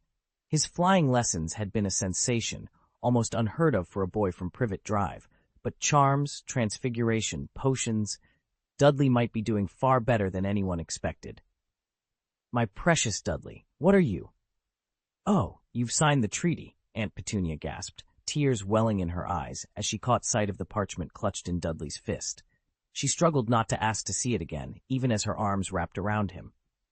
"But, Mum, you said you wanted to see it," Dudley replied, and just like that, Uncle Vernon stood, joining in the embrace, the three of them caught in a moment of unexpected, magic-fueled joy. Harry shifted from foot to foot, desperate to snatch up the nearest broomstick and make a swift exit.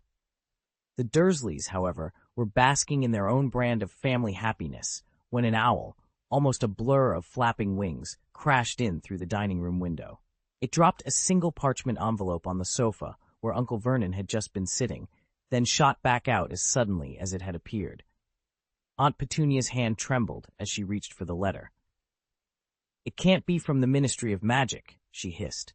But before she could pry it away, Uncle Vernon snatched it with unexpected speed for a man of his size. "Relax, Petunia," he growled, cracking the seal. "No wizard in their right mind would target Dudley. He's family, after all, better than some stray orphan, yes?" He glared at Harry as if daring him to complain. Uncle Vernon shoved the envelope into Harry's hands. "Open it, boy, and read it out loud." Harry unfolded the parchment, his heart pounding. In neat, looping script he made out the first lines. "Dear Harry, by the time you receive this letter, you will doubtless have performed magic." Harry carefully refolded the letter, just as neatly as he had his Hogwarts acceptance, and tucked it into his robe. Across the table, Uncle Vernon's face was turning an alarming shade of red. Harry cleared his throat. "It's from Sirius Black, my godfather," he announced crisply. "He says that because I'm James Potter's son, I shouldn't be barred from doing magic at home. He's registered with the Ministry of Magic and will vouch for me. All the spells I cast at Privet Drive will officially count as his, so the Ministry's ban won't apply." Uncle Vernon sputtered, ready to erupt, but Harry held up a hand. "Besides," Harry continued, "Sirius will be here at number 4 on July 21st at 9 o'clock sharp to collect me. I'm spending the rest of the summer at his house." Vernon opened his mouth and then closed it again. Harry folded his arms, meeting his uncle's furious glare with calm confidence. He slipped the letter deeper into his robe pocket. For the first time, he knew he had someone powerful in his corner, and soon he would be free of the Dursleys for the entire summer. "Is it true, Dudley?" Uncle Vernon asked, instinctively shrinking his neck at the mention of Sirius before glancing sharply at his son. "All this talk, does it really happen?" "Dad, Harry's not making it up," Dudley replied, nodding emphatically. He didn't understand all the politics of the wizarding world, but he trusted Harry wouldn't joke about something so serious. "Those pure-blood families, they look down on muggles like us." Uncle Vernon muttered under his breath, frowning. "Dudley, get your wand and practice your charms. I won't have you falling behind because of their snobbery." Chapter 229, Rituals of the Underworld. Over the next few days, Harry got the hang of writing proper letters and sent one after another out with Hedwig. As much as he relished the freedom of unsupervised life, he soon found it lonely without his schoolmates. Dudley had grown friendlier in recent weeks, but their conversations barely scratched the surface. So Harry poured his questions into ink for Ron and Draco, most urgently about the apparition spell Sirius had shown him. To his surprise, he discovered that while apparition was outlined in their textbooks, Hogwarts didn't actually teach it. Any student who wanted to apparat had to register with a Ministry of Magic appointed instructor in 6th year, pay a fee of 12 galleons, and complete a 12-week course. Their back and forth also settled one key detail. On July 21st, the trio would all convene at the Black family home, an arrangement Sirius had already approved. Harry knew that sticking to the original rotation, visiting the Malfoys then the Weasleys, risked offending someone, so this single meetup made more sense. Besides, Draco confessed in his reply that he was dying to see Mr. Weasley's workshop. The young Malfoy had become fascinated by Muggle contraptions and couldn't wait to inspect them in person. With their plans in place, Harry felt the dull ache of isolation lift. Soon, all their separate journeys would converge in the depths of 12 Grimmauld Place, and the real adventure could begin. Ryan had planned to spend the entire summer break with Ron and Harry, but what about Kate and Penelope? Unlike him, each of them had families to visit, which meant they'd be tied up at home for most of the vacation. This left Ryan with something he rarely enjoyed, a stretch of uninterrupted free time.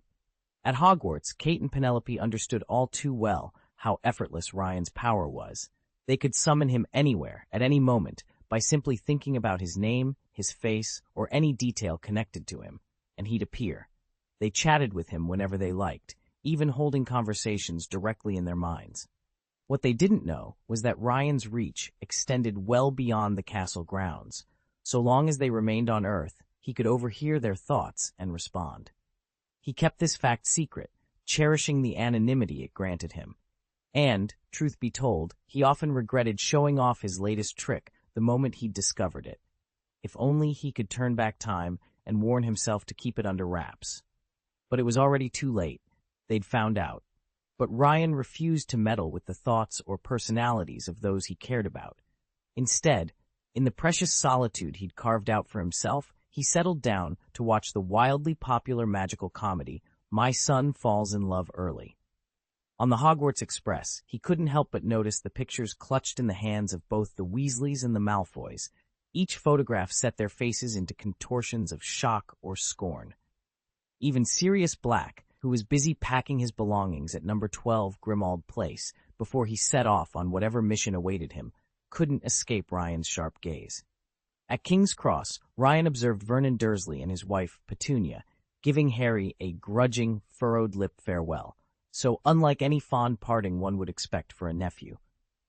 In the hushed panic in Sirius's voice during a private phone call, Ryan sensed how much he'd already missed.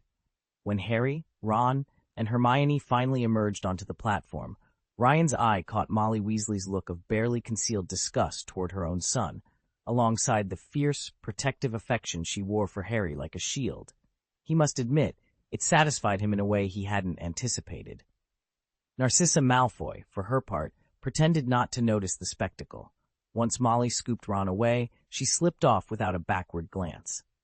After that, between the inevitable rumors, the adults' frantic whispers, and the exasperated bickering of teenagers, the morning dragged on with nothing remarkable happening, until Professor Dumbledore appeared in a swirl of purple robes and gentle authority.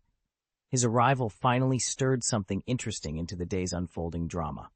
But when the dust settled, Ryan paused and realized with a start that, despite all the excitement, he still had no real purpose, no plan, no goal. And that unsettled him more than any of the surprises Hogwarts had thrown his way. Ryan paused in his thoughts. He took genuine pleasure in growing stronger and mastering new spells. But what lay ahead? What would the next 2 years at Hogwarts bring? Dumbledore had just confirmed that Voldemort had scattered his soul across multiple Horcruxes, so many, in fact, that the Dark Lord couldn't even sense Harry as one of them. Should Ryan set out to destroy each Horcrux and wait to see if Voldemort reacted? But if the Dark Lord did feel the assault, he would only retreat deeper into hiding, perhaps not resurfacing until long after even Dumbledore's 100th birthday. Lost in this dilemma, Ryan's expression suddenly shifted. It was the look of someone glimpsing a prize melon twice the size of any they'd ever seen. For right under Hogwarts Castle, beneath the kitchens, lay a secret world known only to the house elves and to the headmaster himself. No one could have guessed that below the clattering pots and hungry students' footsteps lay an immense, enchanted pasture. Magic had turned caverns into rolling fields, where herds of cattle and sheep grazed alongside contented pigs, busy chickens, and every other farm creature. The air was alive with lowing and clucking, the ground soft underfoot, as though the whole place were custom-built to keep livestock thriving at their very best. Ryan pressed through a thicket at the edge of the forbidden forest and emerged into a hidden sunlit courtyard. In one inconspicuous corner stood a feeding chamber built exclusively for basilisks, so secret that not even the headmaster possessed the authority to discover it. Ryan stared in astonishment. Here lay proof that Hogwarts was more than a school of magic. It was a self-sufficient fortress. If the Forbidden Forest were ever burned to cinders, the castle could still feed itself. Beyond the Basilisk Canteen stretched an extraordinary livestock farm, home to a herd of Scottish Highland cattle, an ancient breed prized in Scotland. Their long, golden-red coats hung in heavy bangs over their eyes, and their shaggy fur shielded them from driving rain and biting cold. Hardy as mountain goats, they thrived on vegetation other cattle would shun. Yet now they stood rigid and silent, the only sign of life the slow, shallow rise and fall of their distended bellies. At their hooves lay a dark metal plate carved with cryptic runes. Resting atop it was a jet-black leather notebook, its cover void of any title or marking. Ryan's pulse quickened. What mysteries did this forgotten corner of Hogwarts conceal? With a trembling hand, he reached out to lift the notebook, unaware that opening it might unleash the castle's best-kept secrets. Beside the open notebook stood a tall, slender wizard, his silver beard thick and his bright eyes alight with purpose. He was surrounded by an elaborate web of shallow grooves carved into the stone floor, each channel filled with flowing mercury that swirled endlessly under some unseen power. At first glance, one might have assumed this to be the work of a dark sorcerer, but this was no black wizard. This was Albus Dumbledore, the greatest white wizard of the age and the only one permitted to stand here. A gentle breeze spiraled up from the center of the circle, and the notebook's pages began to flip themselves. The runic etchings on the polished metal plate and the mercury veins around it glowed a molten, magma red. From Dumbledore's throat came a low, rumbling chant, like stones tumbling down a mountainside. With each descending note, the great golden-red bulls that ringed the circle dulled, their once lustrous manes paling at the roots. For nearly 10 minutes, the unearthly resonance held sway over them. Then, as the final echo faded, the bulls blinked, shook themselves free of the spell, and quietly retreated from the ring. The mercury in the channels stilled, the metal plate cracked along its lines, and Dumbledore, with a subtle lift of his arms, concluded the ritual in a brief, triumphant dance. An invisible current surged through him, turning his body into a bridge to the black notebook. Thin scarlet filaments snaked across its leather cover, each line searing itself into place until the final stroke glowed red. With that last mark completed, Dumbledore came to a halt. In the same spot where the notebook had hovered, a 16-year-old boy materialized. His glossy black hair peeked out from beneath a pointed hat, and a polished silver prefect's badge gleamed on his chest. Chapter 230, The Mysterious Tom Riddle. Far beneath the school's foundations lay a cavernous realm where magic itself seemed to stir. From absolute nothingness rose a vast, ocean-like wave of power, deep, resonant, yet crackling with raw, youthful energy. At its heart stood a tall boy with jet-black hair. His slender fingers trembled as they swept through his hair, brushed across his eyes, traced his teeth and ears, as if he were confirming his own reality. And yet his form remained oddly blurred, as though viewed through a fogged window, surrounded by a faint, misty shimmer. "Your name, Tom Riddle," intoned a familiar voice. Professor Albus Dumbledore emerged from the shadows, his face unreadable, but his gaze unwavering as he regarded the boy. No sooner had the name left Dumbledore's lips than the haze dissipated. Tom Riddle's outline snapped into razor-sharp focus, revealing a face of uncanny beauty, features so perfectly sculpted they might have been carved from ivory and jade. His eyes, dark as polished obsidian, gleamed with startling clarity. "Long time no see, Professor Dumbledore," Tom murmured, his voice low and magnetic, each word laced with a silky allure. Had Ryan been a broadcaster in another life, he would have envied that tone, the sort that countless female fans might half-jokingly claim could make them pregnant just by listening. It had been years since Albus Dumbledore last stood face-to-face with Tom Riddle. Years spent tracking rumors, suppressing dark whispers, and trying to forestall the rising storm of Voldemort's power. Yet here he was again, wand at the ready, framed by moonlight in the ruined ballroom of the old Malfoy Manor, Tom's pale face half lit by the flickering candles laid out in a protective circle. "Long time no see," Dumbledore said mildly, his voice steady enough to betray no surprise. I think that says it all, don't you, Tom? Tom Riddle smiled, no, smirked carefully, as if weighing some hidden advantage. There was still that same graceful menace about him, the compelling arrogance that had fascinated and terrified Hogwarts for years. Indeed, he said, though I hardly needed reminding of your dramatic flair. I see you managed the ritual without a single casualty. Typical Dumbledore, hypocrisy served up with a flourish, wasting time on needless niceties. Dumbledore's expression flickered, but the ancient sadness in his eyes hardened to resolve. He raised his wand, and the candles at Tom's feet blazed brighter, the protective runes glowing indigo on the marble floor. I'll take hypocrisy and time wasting over needless deaths, thank you, he replied softly. We're done with pointless sacrifice. Tom tilted his head, surveying the circle of magic that bound him now. This ritual is fascinating, he mused, running a pale hand along one rune.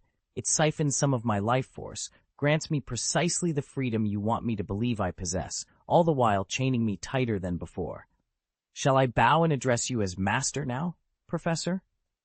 Dumbledore's lips quirked in a faint, sad smile. No, he said simply. Just call me Professor as you did at Hogwarts.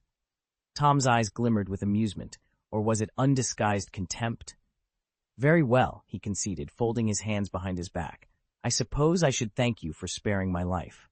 His tone was light, but the air around them grew heavy, charged with all they'd fought for and all they still might lose.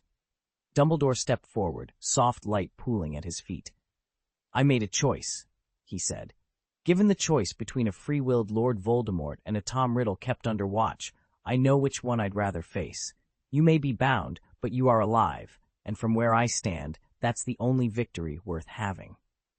Tom said nothing more, just inclined his head, the smirk never quite leaving his lips. Beyond the shattered windows, the night wind whispered through the ruins.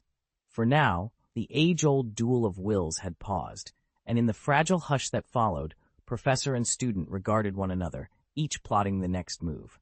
I hate that name. It makes me want to, Tom Riddle muttered, flushing. Don't call me Tom. Albus Dumbledore's gaze sharpened. Are you going to play this teacher-student charade with me, Tom? Riddle's handsome features twisted, becoming harsh and predatory. No, he growled. I want you to repent, for Myrtle, for all the innocent lives you let me take. Dumbledore's expression remained calm but grave. You must cherish your new life, this chance to be free of bloodshed. Riddle laughed, a cold, mirthless sound far beyond his 16 years. Pure? You should know better than anyone that nothing about me was pure. You never liked me. You never tried to understand me. So you're proud of your past, Dumbledore said softly. I am, Riddle replied, his eyes gleaming. You remember the children at Wool's orphanage? During an outing, I killed 2 of them. I released the basilisk in the chamber. Myrtle died because of me. And Hagrid, your so-called faithful servant, I framed him. Dumbledore's face did not change, but his voice carried a quiet, terrible authority. Hagrid is your peer, not your servant. Don't forget that even the simplest soul deserves respect.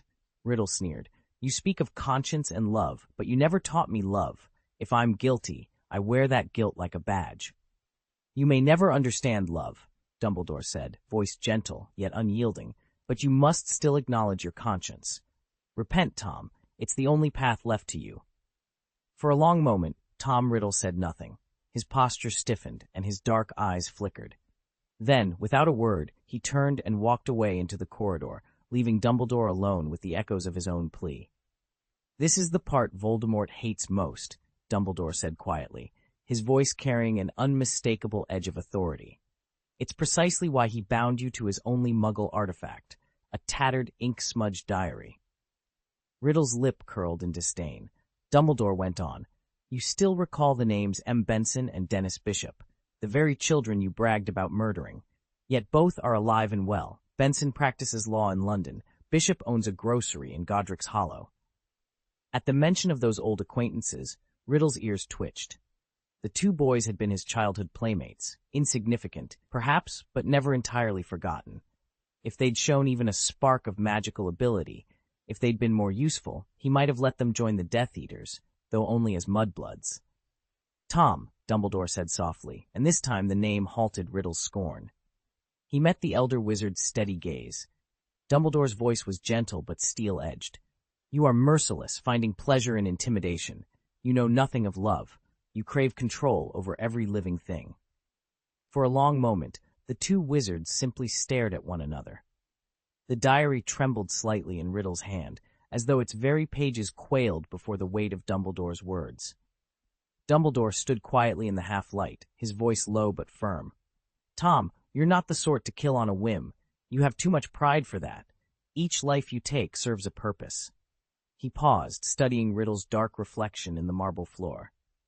"Aside from unthinking beasts, you regard other wizards, and even muggles, as intellectually inferior, mere playthings to be possessed. That's why you still remember St. Agatha's orphanage and the two boys you tormented there." Tom's eyes narrowed. "As I would expect you to notice, Headmaster."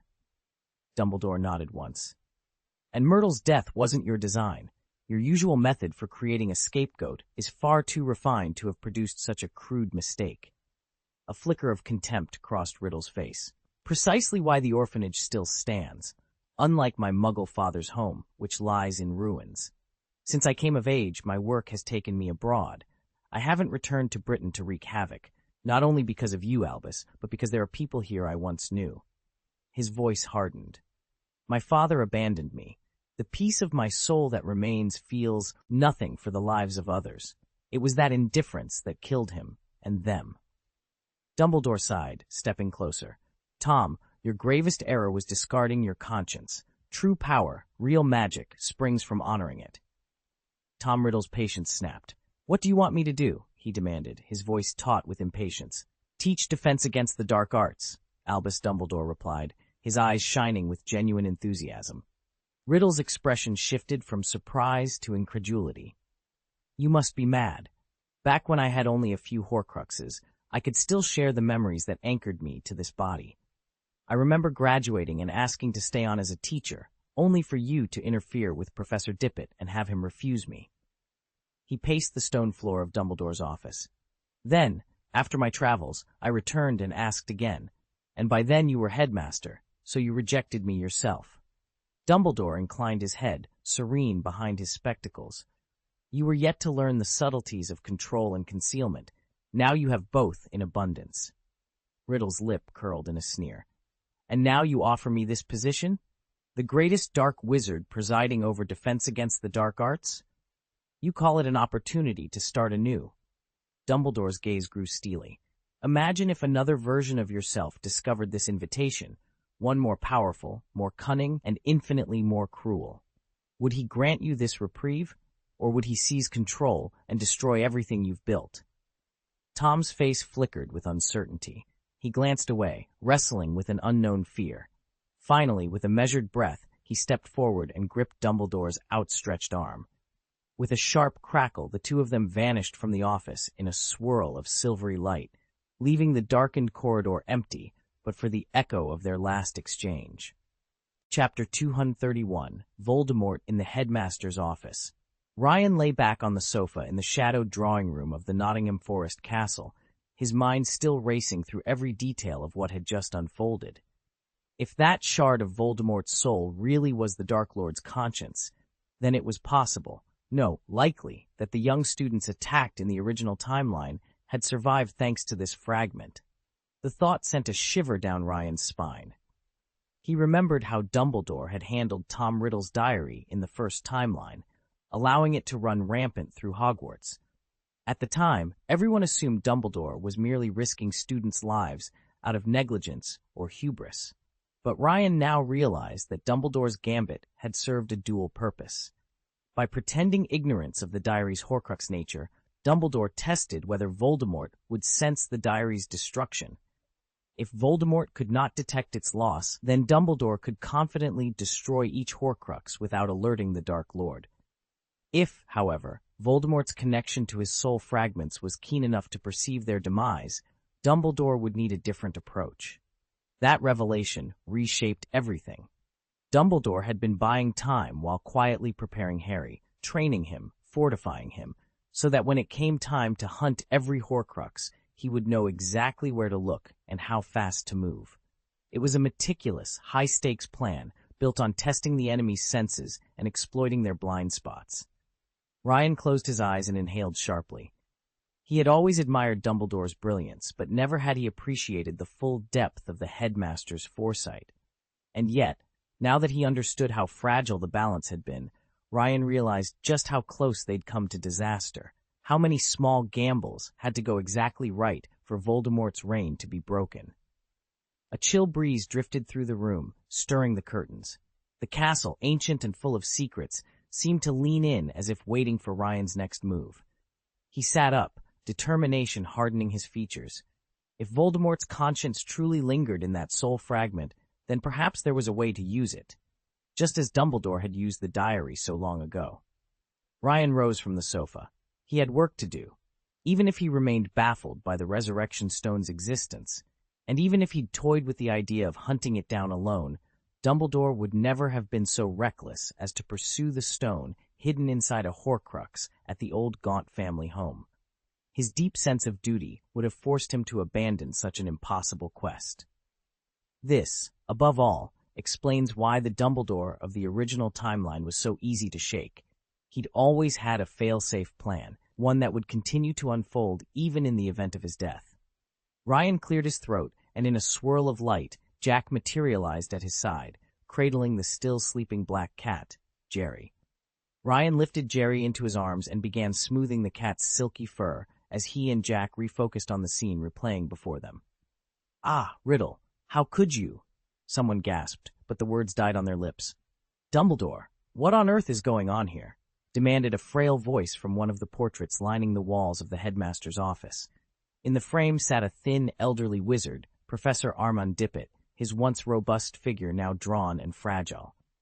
"Good to see you again, Professor Dippet," Tom Riddle replied with a slight bow. He smiled coolly and added, "Armand, this is just Tom." Dumbledore, true to form, said nothing. His painted visage curved into an inscrutable half-smile, leaving everyone to wonder what he was truly thinking. "Well," chimed a second portrait, "I believe I now understand exactly why you collected these particular ingredients."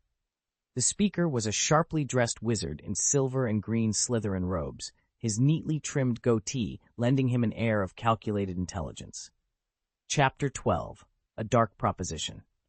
The ticking of the grandfather clock echoed through the empty corridors of Hogwarts as Profe, Sir Phineas Black, Sirius's venerable grandfather, made his way to the headmaster's office.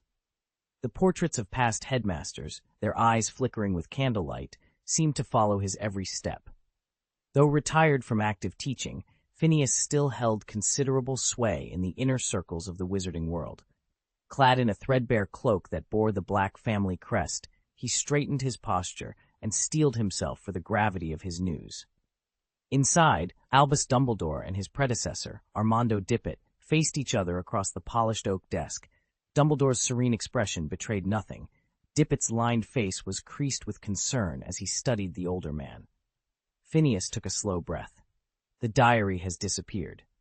Dumbledore's eyebrows rose. "The Tom Riddle's diary? But we believed it secured." Dippet exchanged a troubled glance with Phineas. "We've an obligation to the current headmaster," he said quietly to Dumbledore. "Yet I warned you about handling Riddle so lightly. This is no ordinary student's memento." Dumbledore bowed his head. "You're right. I underestimated him." Phineas nodded. "The Black family has guarded ancient knowledge for centuries, Horcruxes included. We know dark magic better than most." He paused, letting the weight of his words settle over the room. "I'm afraid Tom's ambitions exceed everything we feared." At that moment, the office door creaked open. Tom Riddle entered, his dark hair impeccably groomed, his expression a study in feigned humility. "Albus," he said softly. "Professor Dippet." "Aye." He cleared his throat. "I'm surprised at your doubts. After all, you once promised me a chair in the faculty." He sounded genuinely wounded. Dumbledore's eyes narrowed. "Quiet, Tom." Riddle's shoulders slumped. "Forgive me, headmaster." He forced a courteous bow. "I understand completely. You wish to use my expertise, dark magic, to combat dark magic." Phineas Black spoke up, his voice calm but firm. "Use Voldemort to fight Voldemort." Dippet gave him a warning look. "I'm not convinced that's prudent, Phineas." Riddle's keen eyes glittered. "With all due respect, sir, who better to anticipate the enemy's moves than one who once shared his mind?" Dumbledore studied Riddle for a long moment. Then he reached across the desk, placing a gentle hand on the young wizard's shoulder.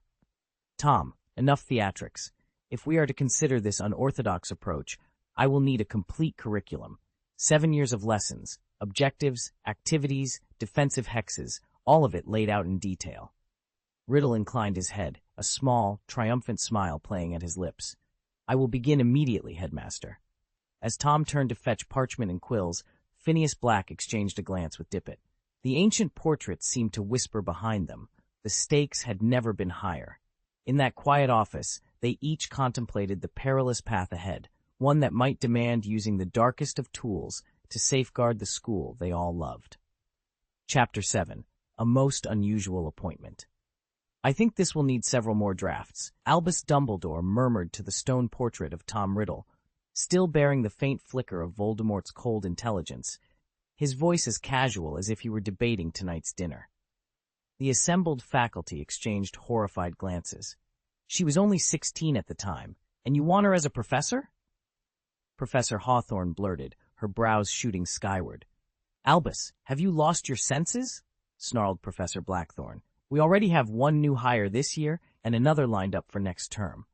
Why on earth would you want Voldemort teaching at Hogwarts? Dumbledore smiled serenely. I ask only that you consider the proposal before dismissing it. I've always believed you infallible, Dumbledore, Professor Graves whispered, voice trembling. Before the dispute could erupt again, Professor Marlowe, her dark eyes calculating, lifted her wand, thicker than a birch branch, and hushed the room.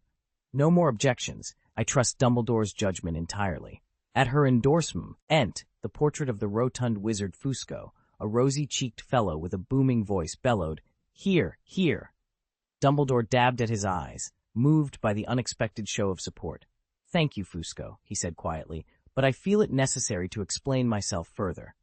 He paused, steeling himself for the arguments to come, yet certain the decision he'd made, however controversial, was the right one for Hogwarts' future. Is that Dexter Fusco? Tom Riddle asked, leaning forward to study the portrait before him.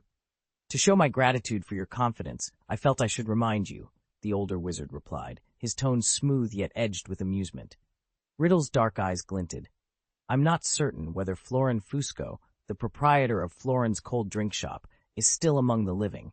The last time my soul inhabited that body, he most assuredly was. He paused, as if savoring a secret. In those days, I was obsessed with the most famous wand in history. My goal was to use it against Dumbledore, and Florin, well-versed in magical lore and every unofficial account, was an ideal source of information.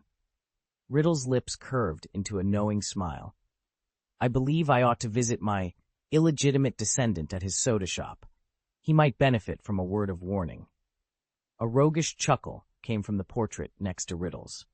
The plump former headmaster seemed to rock with mirth. Has he forgotten that it's those endless icy beverages that made him so corpulent? Phineas Nigellus's painted eyes twinkled with mischief. I rather admire the lad. At least he isn't as obstinate as my wretched great-grandson, who refuses every blind date I arrange for him. Phineas, children must follow their own hearts. Albus Dumbledore's gentle baritone intervened from another frame. Even in paint, his kindness shone through. You once told us you married for love. A soft, melodic voice then spoke from a gilded portrait, a venerable witch with long silver hair. Let us not lose sight of our purpose, she reminded them. We have far graver matters to attend to. Phineas Delacour, Delis to his friends, gave his goatee a thoughtful tug and blinked himself back to the moment. Ah, thank you for the reminder, Delis. I almost let it slip. Riddle tilted his head, curiosity gleaming in his dark eyes. Before you explain, there's something I've been wondering. Dumbledore regarded him with his usual calm benevolence. By all means, ask. In the gallery of portrait headmasters behind them, painted eyes shifted and lips pressed into thin lines. Even in stillness, they seemed eager to hear what would follow. Riddle's voice was quiet but steady. What exactly did you mean when you said, there's already been one this year, and there will be another next year? His suspicion was clear. If Dumbledore genuinely intended to create a Horcrux each year, only to destroy it later, Riddle feared he might be the final victim of some elaborate trap. Albus Dumbledore regarded Tom Riddle with clear, steady eyes. Your main body, as you call it, he said, Once possessed last year's Defense Against the Dark Arts professor, Professor Quirinus Quirrell, and taught the course in his stead. This coming term, the 1992-93 school year, you will return to that role once more. A flicker of unease crossed Tom's expression. Is that so? He said casually. I understand he died. What happened to his followers? And tell me, was he defeated by you? Dumbledore shook his head. No, not by me. He and your main body were both undone by Harry Potter. In the end, your primary self could only flee in disgrace. Tom said nothing, but Dumbledore could see how the memory of Quirrell's demise, and the fact that the boy who lived had been the instrument of that downfall, weighed on him both. Chapter 232, Gormlaith Gaunt's Defeat. At 10 o'clock in the headmaster's office on Hogwarts' 8th floor, Tom Riddle's face shifted imperceptibly as Albus Dumbledore finished speaking. For the first time since their arrival, a spark of rivalry flitted across Riddle's features. Harry Potter? Riddle repeated, eyes narrowing. The Potter family? He's a professor here at Hogwarts? Dumbledore folded his hands on the desk, his calm tone belying the weight of his words. Indeed, he's still celebrated throughout the wizarding world as the one who destroyed your original body. Riddle's lips curved into a half-smile. After my main body fell, only a handful of Death Eaters remained loyal to me. Dumbledore's eyes twinkled. Most of them are now serving sentences in Azkaban. The rest claimed they were under the Imperious Curse. A derisive laugh escaped Riddle. I wouldn't be surprised if Lucius Malfoy was among them, ever the opportunist, just like his father. Maybe so, Dumbledore replied gently, but that isn't important right now. Is Harry Potter here at Hogwarts? I should very much like to meet him. Is he, by any chance, James Potter's father? In Riddle's imagination, Potter appeared as a kindly old wizard with a white beard, the mentor to Gryffindor's latest celebrity, James. But then Riddle's brow furrowed. No, he corrected. Harry is only an infant. His parents are James and Lily Potter. Silence fell between them as the two most powerful wizards in the school regarded one another. On the surface, Dumbledore's eyes were gentle. Beneath Riddle's, determination burned. Neither would consent to show weakness, and each was determined to learn more of the other's plans before the night was through. Dumbledore's eyes were sad as he began. After your Death Eaters murdered the boy's parents, you swore you would finish the job. Yet when you faced him, the infant Harry Potter, you failed. All that remained of your attempt was a thin lightning bolt scar on his forehead. Then your power was shattered. You were reduced, for a time, to something far weaker than a wandering spirit. Voldemort's crimson eyes narrowed. How, he demanded, could a baby, devoid of any special spells or defenses, stand against the greatest wizard of our age? How did he walk away unscathed, leaving nothing behind but a scar, while my power collapsed utterly? It was love, Dumbledore replied gently. Voldemort scoffed. Love? And Lily Evans, Severus's child's mother, was she not? How did she come to be James Potter's wife instead? Did I not promise Severus I would spare her life? And yet in the end she chose James, and my magic turned on me most spectacularly. It's not contempt you lack, Tom, Dumbledore said, his voice soft but firm. It's understanding. You have never comprehended the oldest magic of all, sacrificial love. Lily did not die by your will. At Severus's desperate pleading, you agreed to spare her. But when you struck at her son first, striking at what she loved most, Lily threw herself between you and the child. She died protecting him. In doing so, she invoked a protection more powerful than any curse you could cast. That ancient magic rebounded upon you, unraveling your soul. Voldemort's face went pale, if a face so warped by evil could register fear. Dumbledore closed his eyes for a moment, as if recalling that night long ago. In that moment, he whispered, you encountered a force you had never even considered. A parent's love, strong enough to transcend death itself. Albus Dumbledore folded his hands in front of him, his eyes never leaving Tom Riddle's pale face. I always believed that a fragment of your soul still possessed a conscience, a spark that, if touched by love, might choose a different path. In my mind, that piece was the true core of your being, destined to shatter the rest of your darker shards. And Harry, your unintended Horcrux, served as your perfect counterbalance. The two of you checked one another, lived on together, and preserved a measure of your power for the British wizarding world. He paused, measuring his words. When word came of that mysterious American wizard rising in power, and when Muggle society began to advance at an astonishing pace, I grew deeply concerned. That was why I intervened, to help the part of you that still had a conscience become independent. Riddle's lip curled in skepticism. So, I actually died to save Snape? You could say that, Dumbledore replied softly. But there's something more you ought to know, something your very name should have reminded you of. He inclined his head. Your middle name is Gaunt, of the ancient house of Slytherin. A flicker of unease passed over Riddle's features, though he masked it with a sneer. Yet when Dumbledore spoke again, his tone grew almost tender. Love is the most mysterious branch of all magic. It eludes precise definition, and understanding it fully is perhaps the greatest challenge any witch or wizard can face. Riddle's eyes narrowed as he considered the weight of those words, the possibility that the power he had scorned might, in the end, be the one force capable of truly shaping his fate. The Ministry scholars have long held that love is the most elusive and the most powerful form of magic. So deeply do they believe it that an entire chamber in the Department of Mysteries is devoted to its study. If you trace love's influence through magical history, there is only one fully documented case, a 17th-century confrontation between the Irish witch Iseult Sayre and her aunt, Gormlaith Gaunt. One afternoon in his office, Albus Dumbledore and a young Tom Riddle sat across from each other, trading remarks about that very episode. You see, Dumbledore began, steepling his fingers, it was Iseult Sayre who traveled to the New World and founded Ilvermorny School of Witchcraft and Wizardry.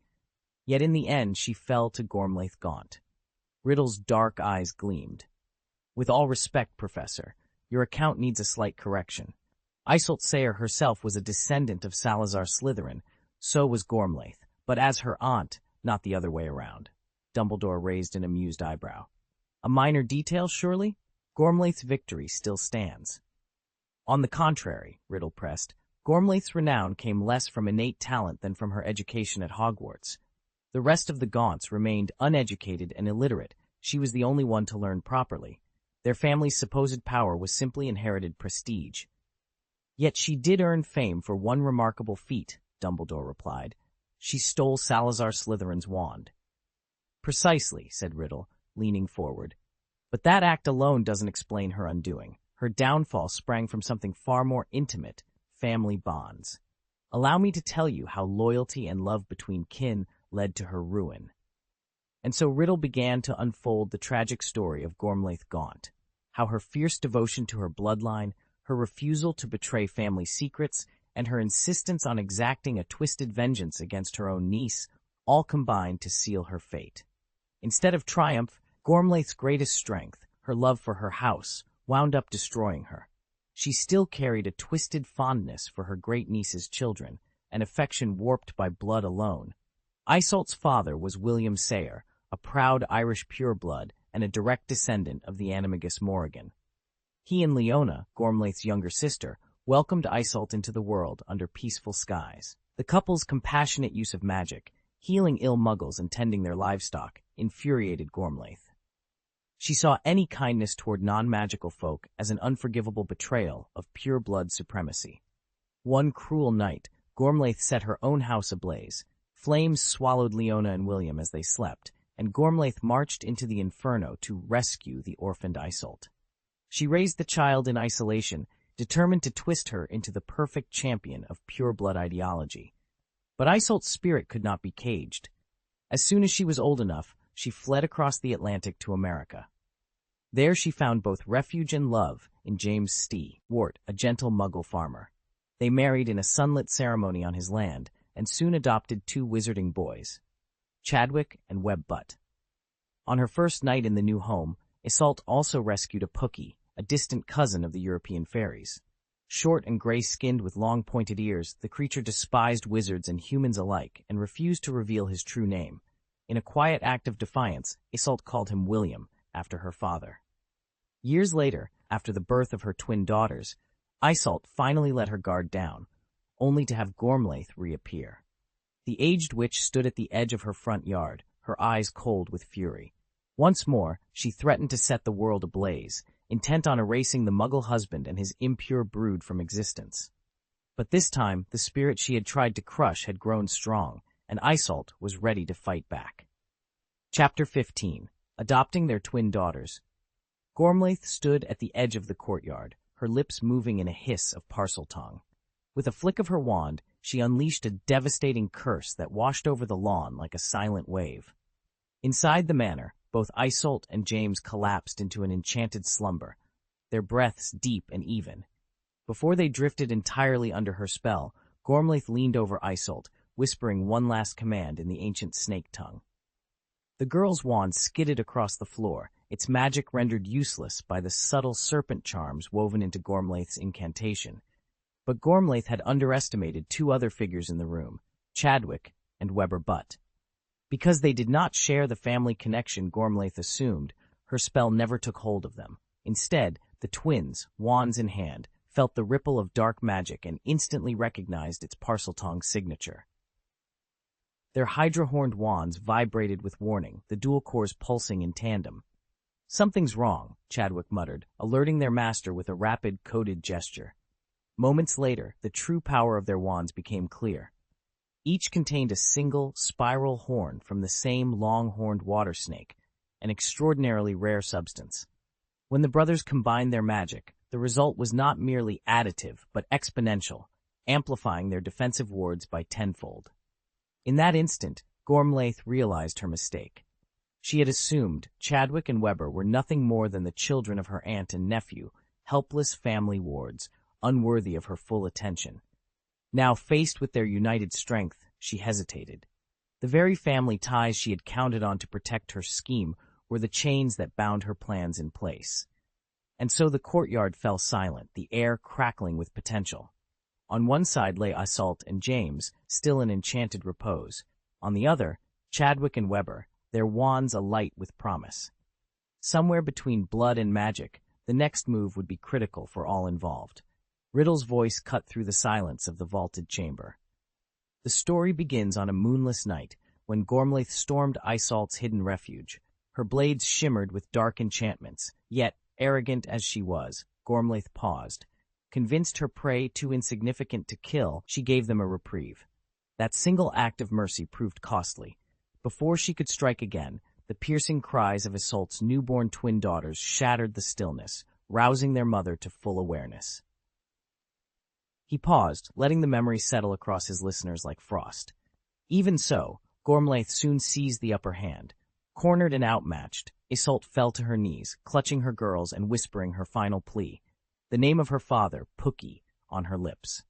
At that invocation, Riddle went on, a shadow flickering behind his cold smile. From the gloom stepped William Pookie, legendary among the Pookichi for deeds no arrow could parallel. He notched a single bolt, its tip laced with a rare, deadly poison, and released it at the heart of Gormlaith. With one gasp, she crumpled to the earthen floor, her reign of terror ended. Riddle straightened, arms folded.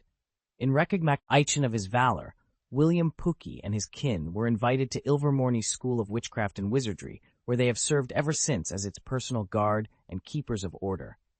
He leaned forward, disdain curling his lips. There is no grand romance in this legend, but it was love, Isolde's fierce maternal devotion, her faith in her father's legacy, that ultimately brought Gormlaith to her knees. Chapter 233.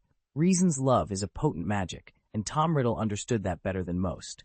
After all, his greatest rival, Albus Dumbledore, preached its virtues at every turn. Yet in Riddle's eyes, love was an inherently passive force, the power that sheep employ to challenge lions. Why should a lion take lessons from sheep? A lion that mimics their tactics only dulls its own claws and leaves itself exposed to jackals.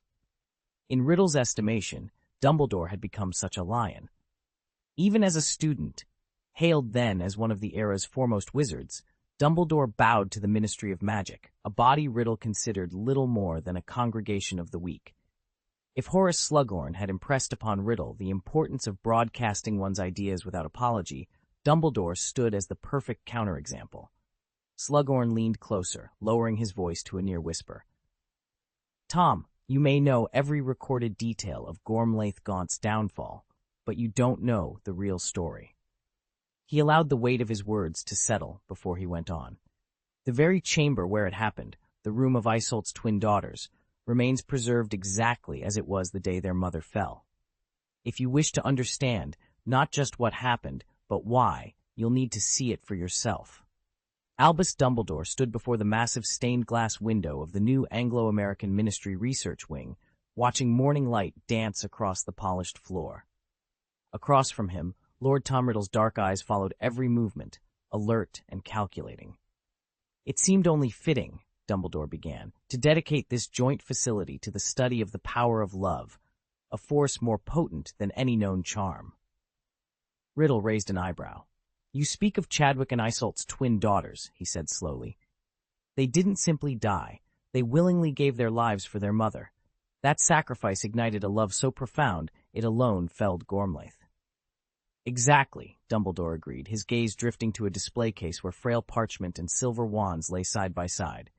Pookie was undeniably powerful, yet not powerful enough to destroy Gormlaith. Likewise, the fragment of my soul that clung to that vessel failed, not through any greater curse, but because love outmatched it. The moment my body collapsed, both ministries claimed it for study, hoping to uncover its secrets. Because of Lily Potter's love? Riddle whispered, disbelief flickering across his face. Dumbledore shook his head gently. No, Tom. What you face now is far more overwhelming than anything Gormlaith could muster.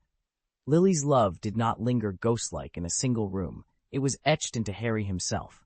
Your defeat last June was born of that same power. A tense silence followed. Then Dumbledore's expression softened, and he spoke almost to himself. Harry Potter is a miracle unlike any other. He doesn't wait to be defended. He wields love as his sword, pushing back the darkness whenever it threatens him. Riddle's fists clenched, but no words came. Across the room, the morning sun broke fully free, illuminating the promise and peril of a love that refused to be extinguished. Tom Riddle sat back in his chair, eyes half closed, as memories of Harry's latest feats flooded his mind.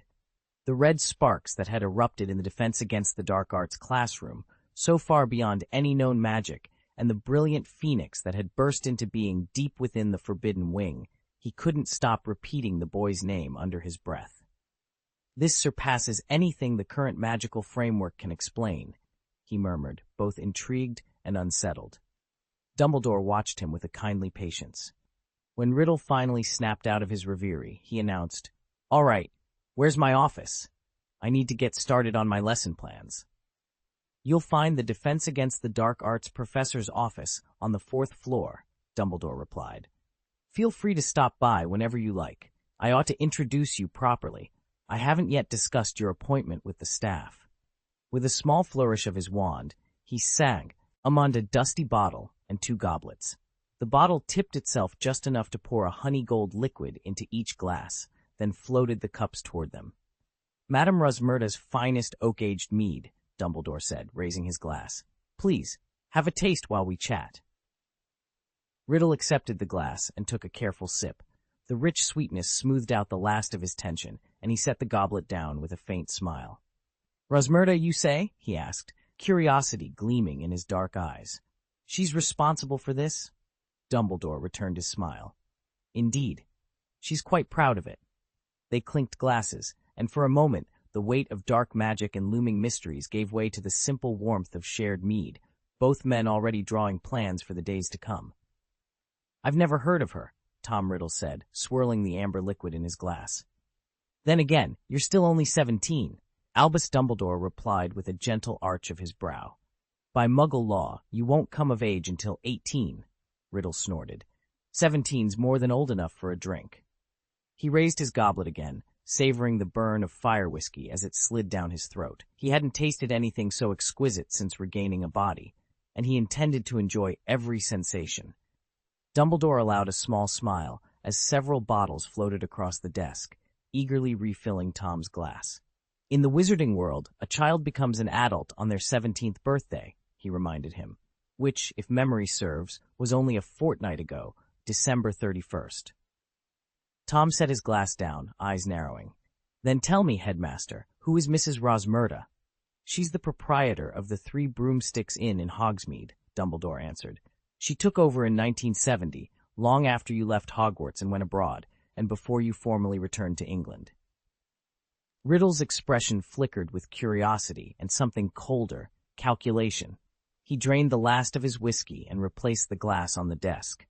The portraits of past headmasters that lined the walls leaned forward, their painted eyes bright with interest. Dumbledore folded his hands. "All right, Tom. Let us get to the point. There are 3 principal reasons I have appointed you to the position of Defense Against the Dark Arts Professor." At those words, Riddle's easy smile vanished. He sat up straight, every inch the composed, intense scholar, though behind his calm eyes, dark thoughts churned. And in the silent, portrait-lined office, every pair of painted eyes listened for the first of those reasons. Professor Flamel cleared his throat and addressed the assembled staff. As you all know, the Defense Against the Dark Arts position has carried a rather infamous curse ever since Salazar Slytherin first set foot in the Chamber of Secrets, he began. That curse is bound to Hogwarts itself. No matter how many times we rename the course or reshuffle the curriculum, the moment someone accepts the post, they risk, well, misfortune. A few heads nodded. So why not just change the class's title, call it Advanced Magical Defense, or Dark Arts Countermeasures? Murmured Professor Burbage. Flamel shook his head.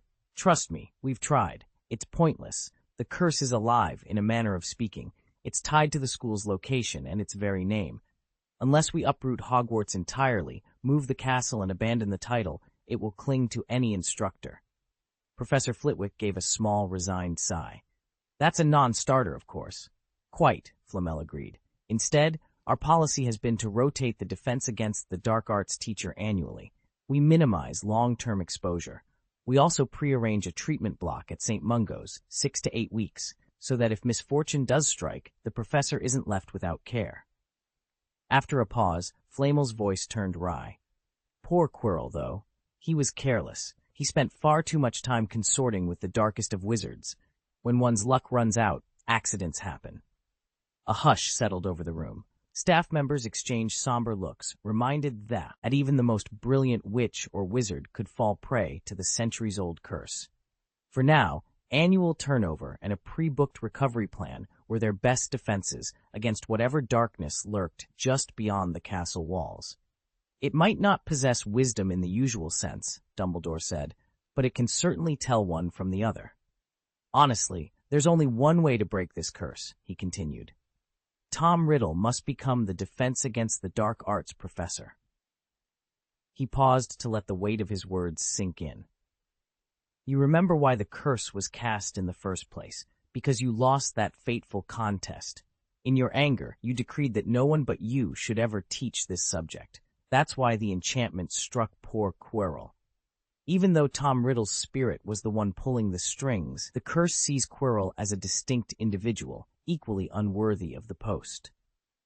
When next year arrives and you yourself take up the Defense Against the Dark Arts chair, the curse will finally be broken, Dumbledore explained gently. Phineas Nigellus Black, headmaster of Slytherin House, frowned deeply. So this is how Slytherin's authority is being spent, on nothing more than a spiteful prank.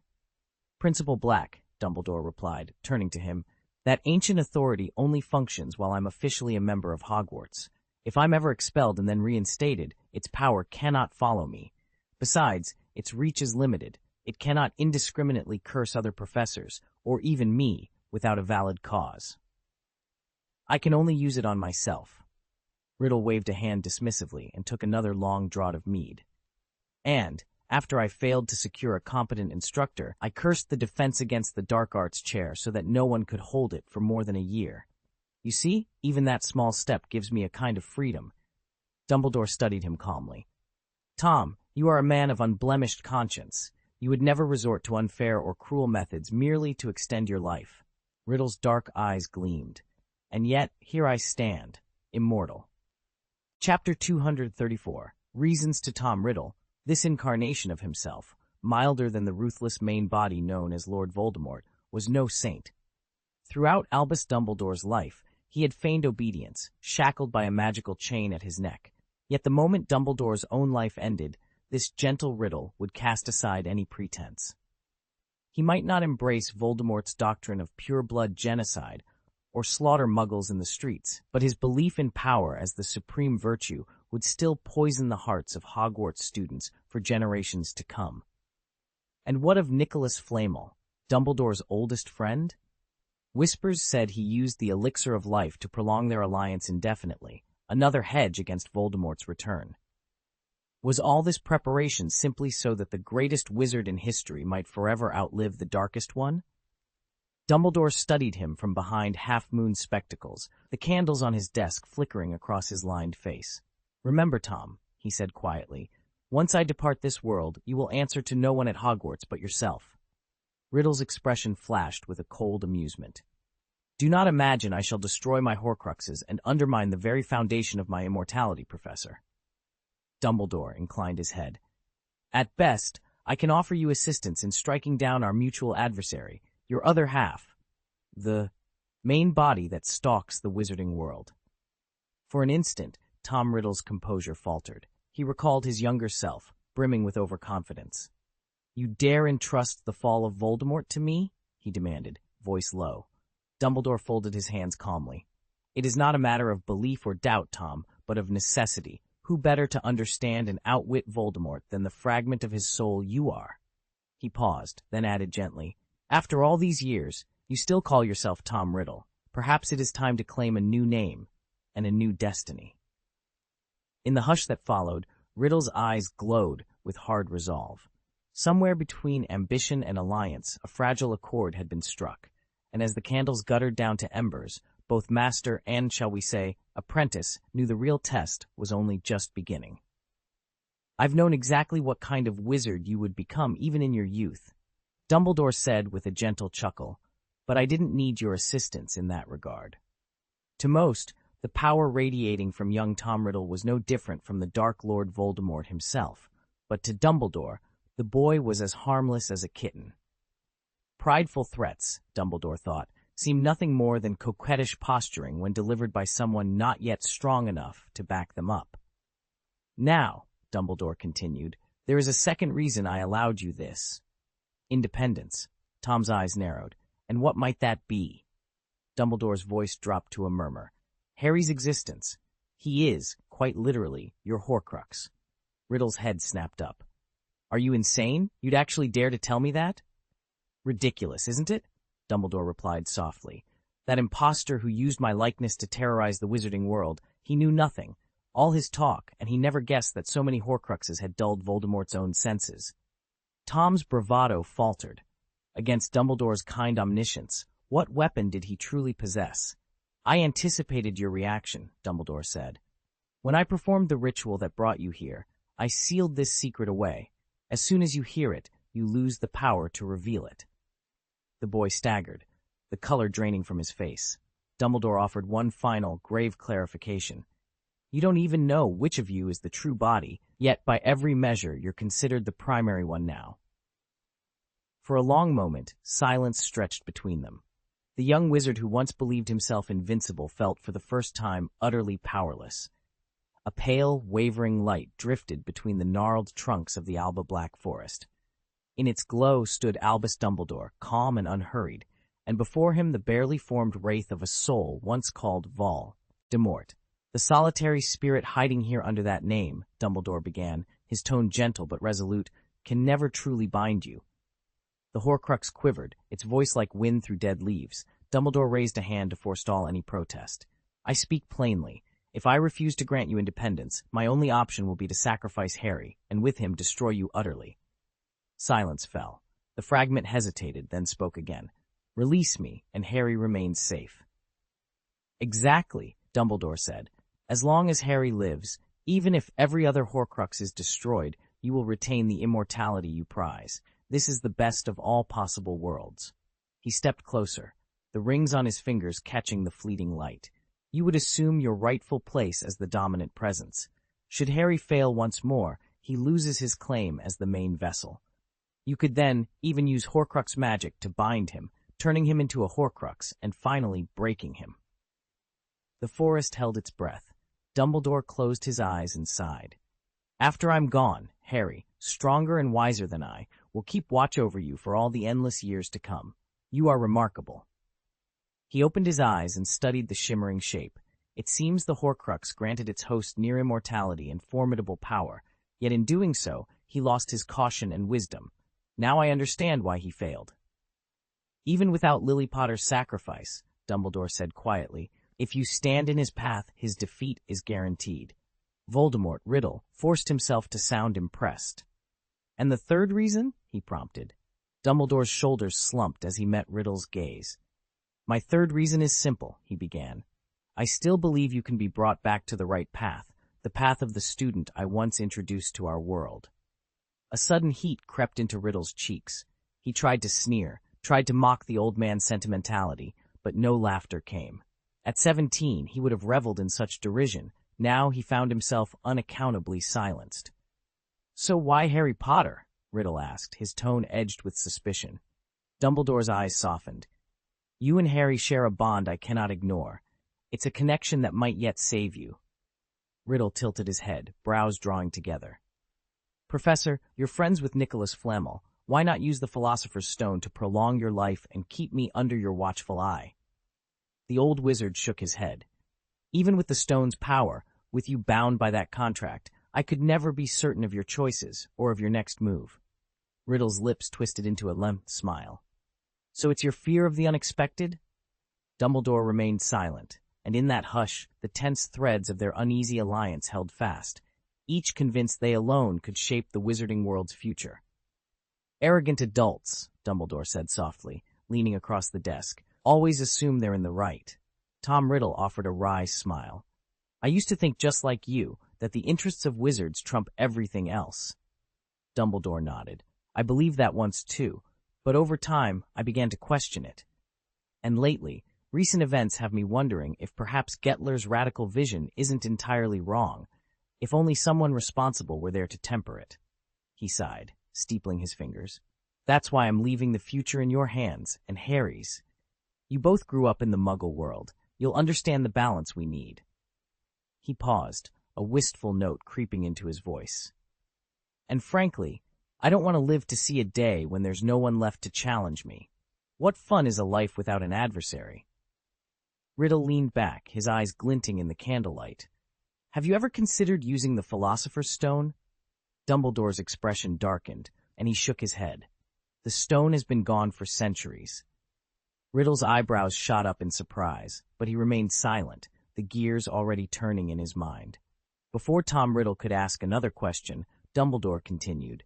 I set the Philosopher's Stone as bait to lure your intended subject, but instead we drew an uninvited guest, a wizard from the moon who calls himself the Magician.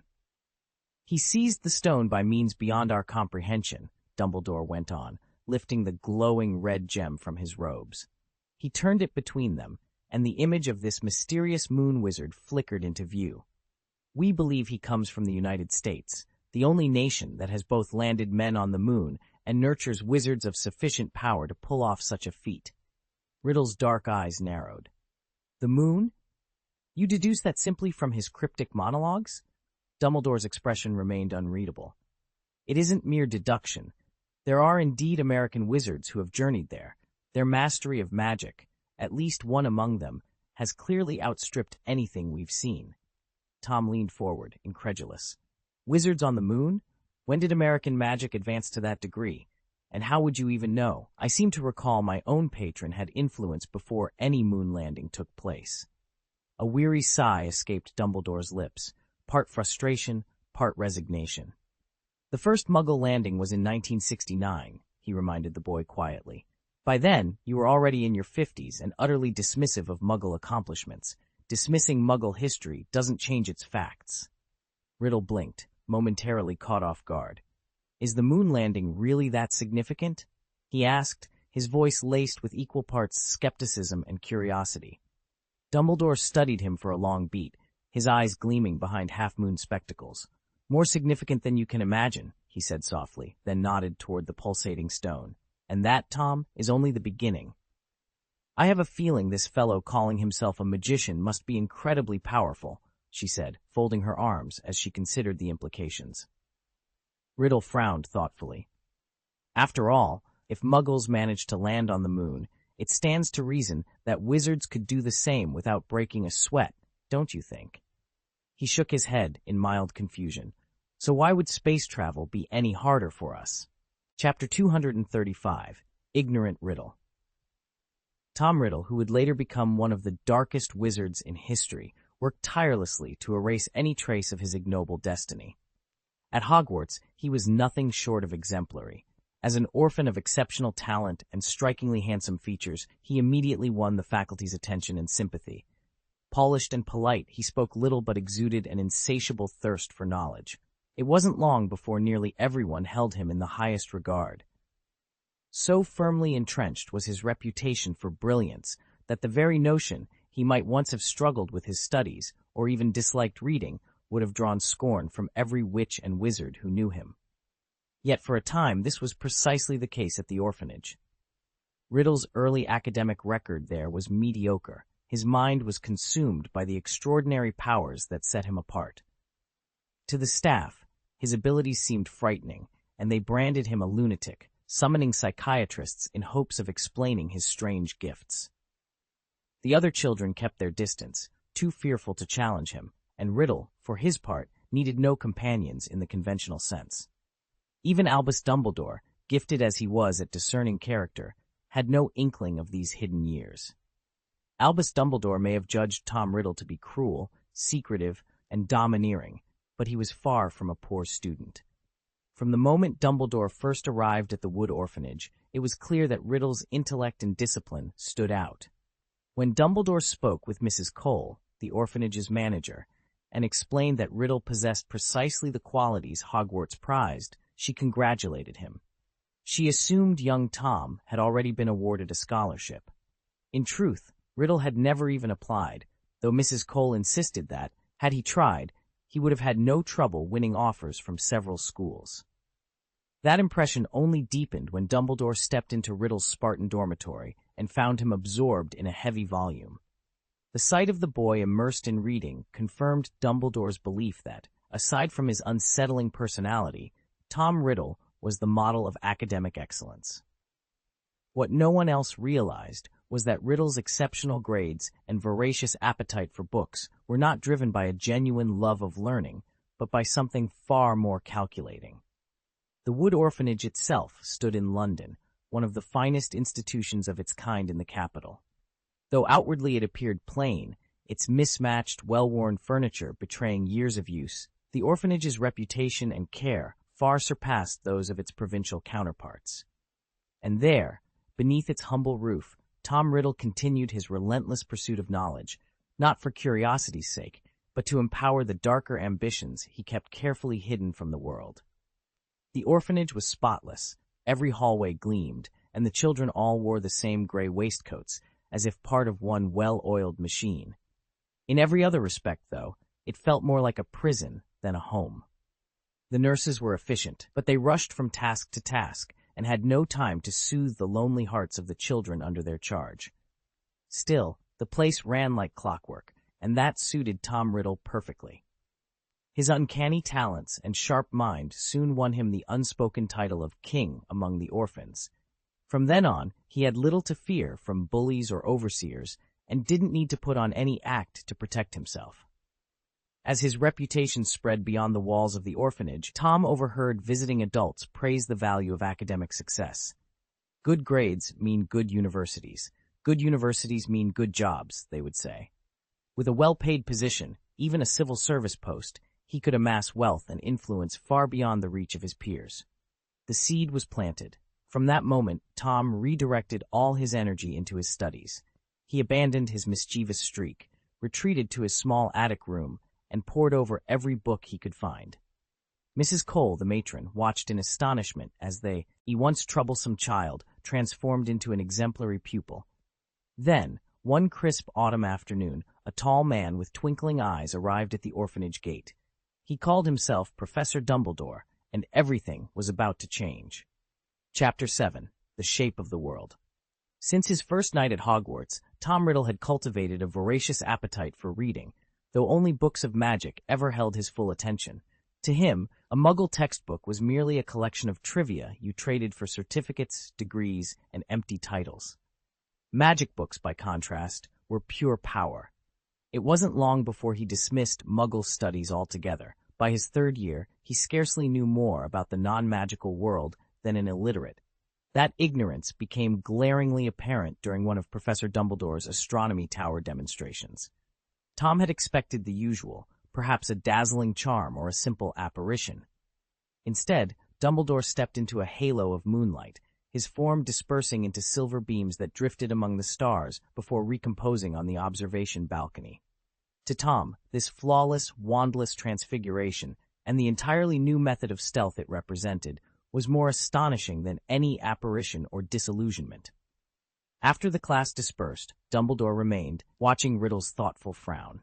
Leaning on the railing, the headmaster turned to him and asked quietly, "Tom, tell me, what shape is the Earth?" The question struck deeper than any riddle. For the first time, Tom hesitated. In that pause, Dumbledore glimpsed the root of his star pupil's radical outlook, a willful blindness toward all things Muggle.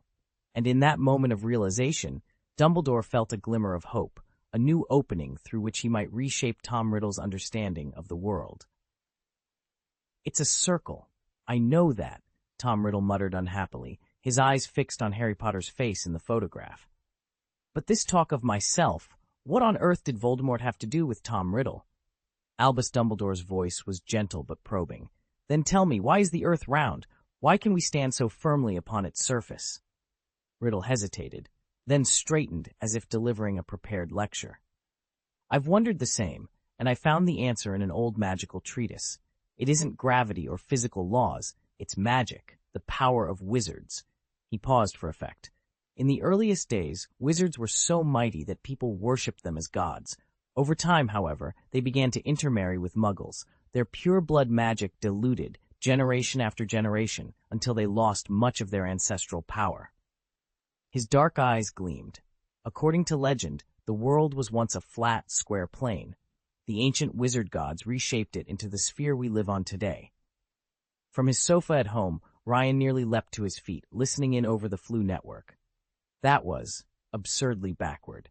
But then again, Tom Riddle wasn't ignorant. He'd simply been taught to accept pure-blood dogma without question. Lacking any scientific method, they'd arrived at antiquated conclusions that sounded more like fairy tales than fact. Ryan stood before the group, his brow furrowed in concentration. Thanks to his thinking skill and the directional hints from his skill panel, he had sifted through countless fragments of information, and at last, the pieces had fallen into place. "It isn't some genetic decay that has weakened wizarding bloodlines," he began, voice steady. "It's the very power of magic itself. For centuries, the most powerful wizarding families have tried to outdo one another. In doing so, they've unconsciously cursed their own children, sapping their raw potential. Generation after generation, that magical backlash has eroded their strength." A murmur rippled through the room. Purebloods had long claimed superiority, blaming Muggle interbreeding for any decline in magical ability. Ryan shook his head. "Quite the opposite," he said. "Muggle-born witches and wizards embody the original, untarnished power of magic, what I like to call the prime essence. They've never inherited the self-inflicted curse that purebloods have, and so, at their core, they're every bit as powerful as the earliest wizards and witches, perhaps more so." Someone raised an eyebrow. "But do you really mean that marrying a Muggle doesn't weaken a wizard's magic?" Ryan smiled and held out an imaginary apple. "Think about gravity. As the Earth spins, it generates a centripetal force that keeps everything grounded. Apples don't float away, they fall. Similarly, union with a Muggle doesn't strip a wizard of power.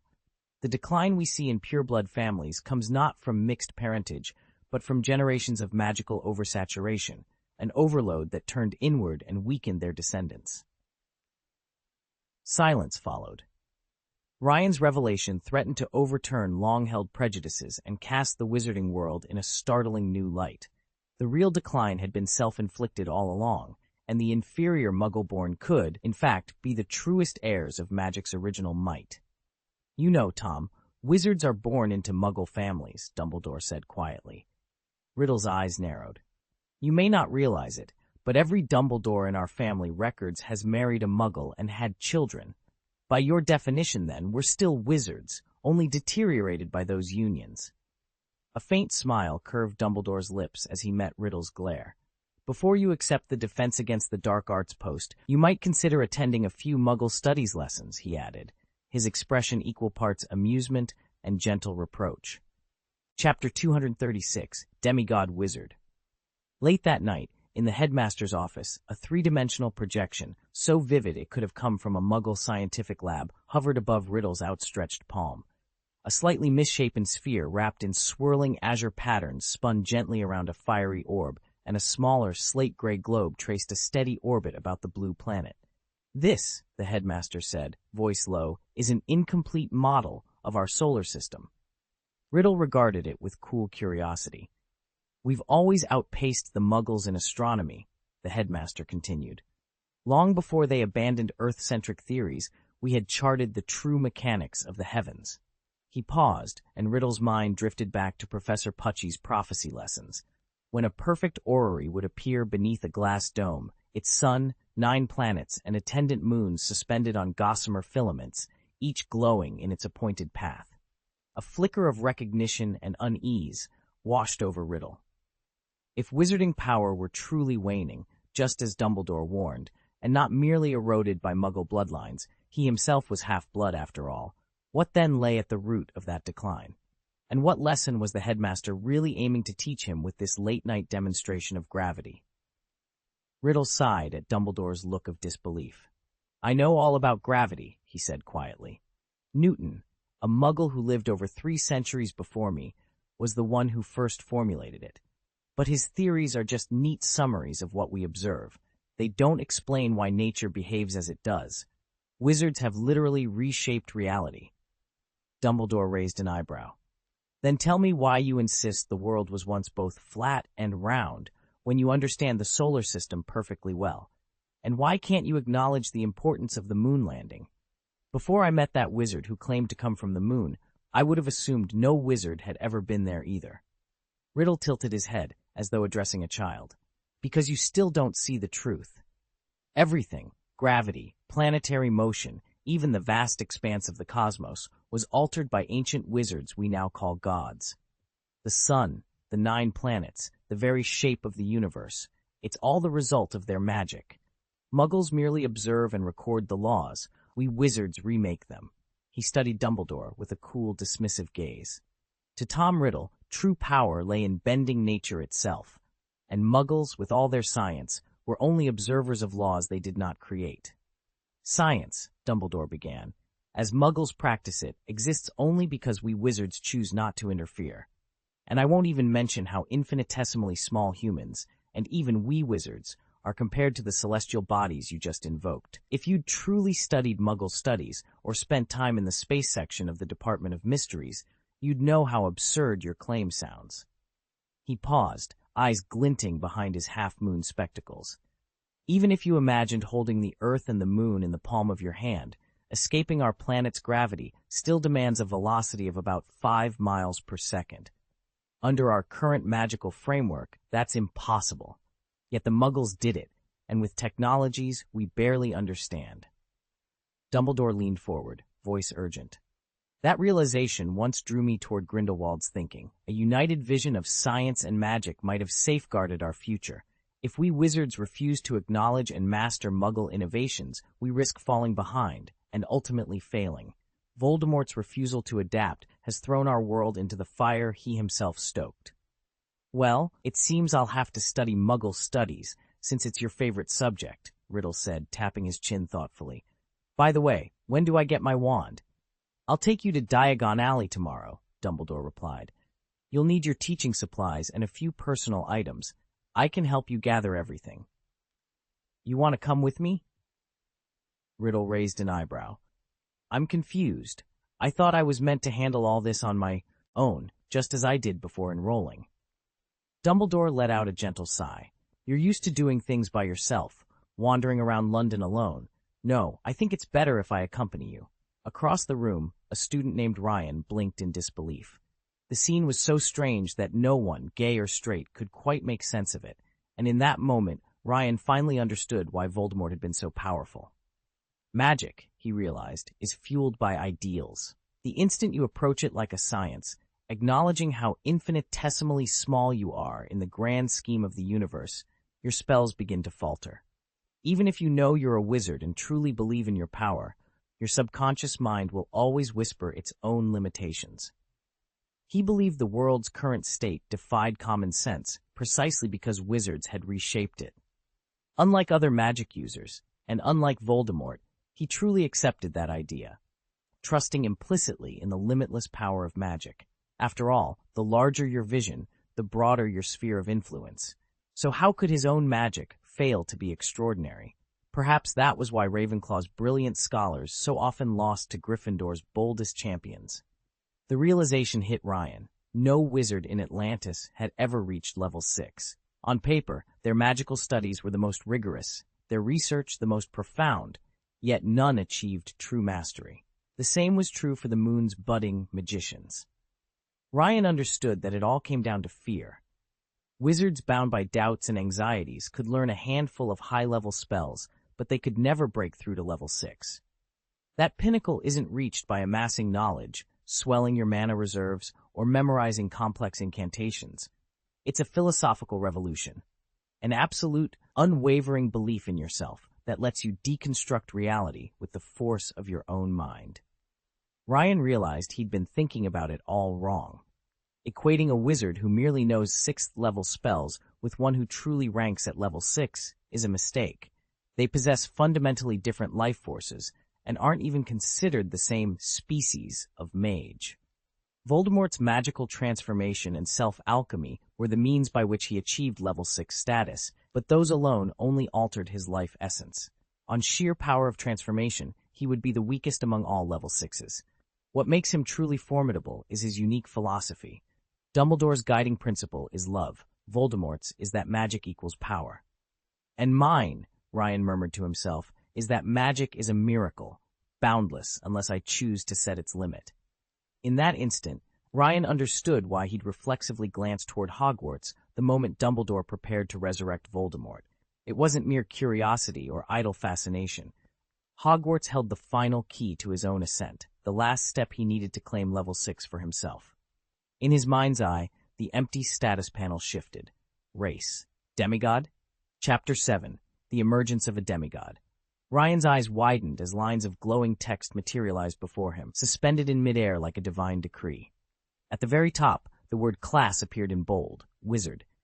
Below it, 3 primary attributes shone with unnatural brilliance. Strength, 45, normal cap 10. Constitution, 56, normal cap 10. Magic, 49, normal cap 10. He scrolled down to his skill list, each entry stamped with its level and progress. Thinking of 6, 77%. Body transformation. Love 5, 75%. Magic Love 6, 12%. Detection Love 5, 5%. Moon Phantom 1. Telepathy Leloff 3, 44%. Love Love 2, 5%. And then above everything else, a new line gleamed in silver. Race, Demigod. Ryan swallowed hard. Even after he'd siphoned Moon Phantom's power to break past level 6 and clandestinely claim the Kingdom of God, his lineage was still identified as a wizard.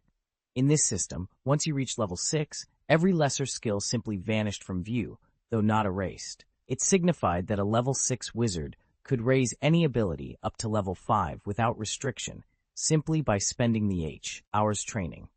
He closed his eyes, taking a steadying breath as the magnitude of his transformation sank in. His attributes towered above mortal limits. His skill slots had reset, ready to be refilled with untold possibilities. And his race, at last, stood revealed, a half-divine being caught between worlds. A quiet thrill coursed through him. The panel might still call him a wizard, but Ryan knew that demigod was only the beginning. With the Kingdom of God's power at his disposal, his next step was clear. True godhood lay just beyond the horizon, and he intended to seize it. Chapter 237. The Domain of the Transcendent. At first glance, Ryan's upgrade to level 6 looked like little more than a single notch above level 5. In truth, that one step spanned an unfathomable gulf between mere mortals and the divine. In every magical discipline, the moment a practitioner breaks past level 5, their very essence reverts to that of the primordial wizards, those first-generation masters untouched by the centuries-long decline of magic. They are, in effect, gods. This is why the system panel outlines demigods with a resplendent gold border. 3 years ago, Ryan's destiny took an extraordinary turn when he mastered the art of body transmutation, an ability unheard of in the magic world. His power looped infinitely upon itself, an Ouroboros consuming and renewing. By adding the level 6 death curse and the divine shadowless technique to his arsenal, he cemented his status as a true demigod. Then, last year, Harry bestowed upon him the blessing of love, a gift that enhances any spell below level 6 by 2 levels without ever exceeding the cap. With this blessing, Ryan rose to become the de facto leader of the demigods. Even legendary names like Voldemort, Dumbledore, and the ever-powerful Grindelwald could only match him through sheer unconventional physical prowess. None could surpass his magical dominion. In his current state, Ryan was virtually indistinguishable from a level 6 demigod. Yet after undergoing the moon's illusionary body transformation, he had even unlocked level 7, true god-tier power, and claimed a divine realm that ordinary level 7 wizards could only dream of possessing. From that moment on, he no longer quivered before the god of death. It wasn't arrogance that steadied him, but clear-eyed caution. After all, death ruled the mightiest divine domain in existence, the afterlife itself. Even the Hall of Valor Ryan had seized within his own mind paled next to Avalon's grandeur. What's more, the death god saw himself as a being destined to die, a vulnerability no self-styled death deity would admit. By probing the god of death with his enhanced awareness, Ryan learned that his adversary was only level 7 as well, never having ascended to the mythical level 8, a tier as yet unseen in the world. Armed with that knowledge, Ryan was confident he could both defend himself and vanish without a trace if the need arose. After all, the Moon Realm's gift of concealment was unrivaled. And as for level 8, the transcendent plane that lies beyond even the gods, that was a summit only Ryan himself might ever scale. Dumbledore pictured Tom Riddle not as an excitable schoolboy, but as a composed, calculating figure. Although Riddle's worldview had been upended when he first learned of the Muggle world, and although he'd ravenously absorbed every scrap of Muggle lore, he wouldn't spend tonight tossing and turning in anticipation of tomorrow's trip to Diagon Alley. He was, after all, the living embodiment of Voldemort's purity and conscience, colder, more ruthless than most. Even if a flicker of feeling crossed his face, it would vanish almost as soon as it appeared. Riddle sat at an ancient oak table, leaning back in a wooden chair upholstered with worn purple velvet. His head tilted upward, dark eyes fixed on the ceiling, as if expecting to read the universe's deepest secrets in its cracks. On the desk lay the tossed-aside lesson plans of past Defense Against the Dark Arts professors, strewn haphazardly to one side. In front of him, a single sheet of parchment held 4 letters, P, S, L, D, beneath which were sprawling, nearly indecipherable scribbles. At 17, Riddle had no way of knowing how Lord Voldemort would one day treat the pure-blood ideology. But in that moment, the young heir to Slytherin believed it with every fiber of his being. He had once assumed his mother was a Muggle. After all, if she'd been a witch, she surely could have saved herself. But upon arriving at Hogwarts, rumors of his Parseltongue ability and the whispers of a shared surname convinced him he might be a descendant, Nat of Slytherin. Driven by obsession, he scoured the trophy room for any mention of the original Tom Riddle, combed through ancient staff lists in the school archives, and pored over every chronicle of magical history he could find. When those searches yielded nothing, he began to suspect his father had either never attended Hogwarts or used an alias. His next clue lay in his middle name, Marvolo, an inheritance from his grandfather. Delving into dusty genealogies of wizarding families, he quickly unearthed the truth. He was descended from a branch of the Slytherin line known as the Gaunts. Overwhelmed by triumph, he convinced himself that both his parents must have been full-blood wizards. Otherwise, how could he possess such power, such talent, such striking looks? He was no mere half-blood. He was pure-blood, a living heir to Salazar Slytherin himself. But he was about to discover just how wrong he'd been. Tom Riddle regarded his Gaunt relatives with nothing but disgust. Grotesque and coarse in both habit and appearance, they embodied everything he loathed. He, on the other hand, boasted good looks he traced to the Muggle who lived in the grand house across the road from the Gaunt shack. That beauty was his pride, and it only deepened his contempt for his pure-blood kin. But beneath that pride lurked a darker fury. The abandonment and death of his mother had left him with a burning hunger for purity and a seething shame of his own half-blood status. One night, driven by these twin obsessions, he crept into the Riddle Manor. Inside, he found his grandfather, a lifelong bachelor living with his elderly parents, and murdered all three without hesitation. It was his first deliberate killing, and in that moment he discovered how fitting the killing curse, Avada Kedavra, felt in his hand. In the grisly aftermath, Riddle could no longer ignore the truth of his lineage. He was a half-blood. The tenets of pure-blood supremacy he had long cherished shattered with the revelation. As he later reviewed and annotated his transfiguration lesson plans, a solitary flourish caught his eye. An ornate letter L scrawled at the top of the parchment. He understood, in a flash, that the mark pointed to someone who, like him, hid a mixed heritage behind a carefully constructed facade. The final blow came in Dumbledore's classroom. As the headmaster expounded on the irrelevance of blood status, Riddle felt an almost involuntary urge to protest. Surely, he thought, Dumbledore's muggle-born mother undermined his argument. Then he paused. Dumbledore himself was undeniably a powerful wizard. His logic held firm, and with that realization came the sharpest irony of all. Albus Dumbledore, his ideological adversary, was also of mixed blood. In denouncing mixed heritage, Riddle had overlooked his own reflection. He had stumbled upon greatest blind spot. Chapter Revision 4 of the most formidable wizards of their age, Albus Dumbledore, Severus Snape, Harry Potter, and Tom Riddle, shared more than raw talent. Though none displayed the telltale traits of a half-blood, their bloodlines concealed a surprising truth. Each descended from once proud pure-blood families that for generations married only within the wizarding world. Yet in the most recent generation, each family had chosen a different path, marrying muggle-born witches or even muggles. Albus Dumbledore and Harry Potter stood at one end of the spectrum. Dumbledore's mother, Kendra, was muggle-born. Lily Evans, Harry's mother, was also born of muggles. Both wizards wielded their prodigious gifts for positive, life-affirming magic, a fact evident in Dumbledore's legendary feats and in the very spell Harry used to vanquish the Dark Lord's Horcrux guardians.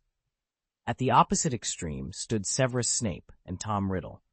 Snape, the son of a pure-blood witch and a muggle father, and Riddle, the orphaned son of a witch mother and a muggle father, both found themselves drawn to darker arts.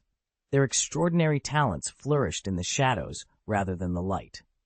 Why this divergence? Riddle's onset a deeper pattern behind it all. The age-old division of black and white magic, the balance of yin and yang, the tug-of-war between the 7 deadly sins and their corresponding virtues, the symbolism of black for death and gold for life, they all lingered in his mind.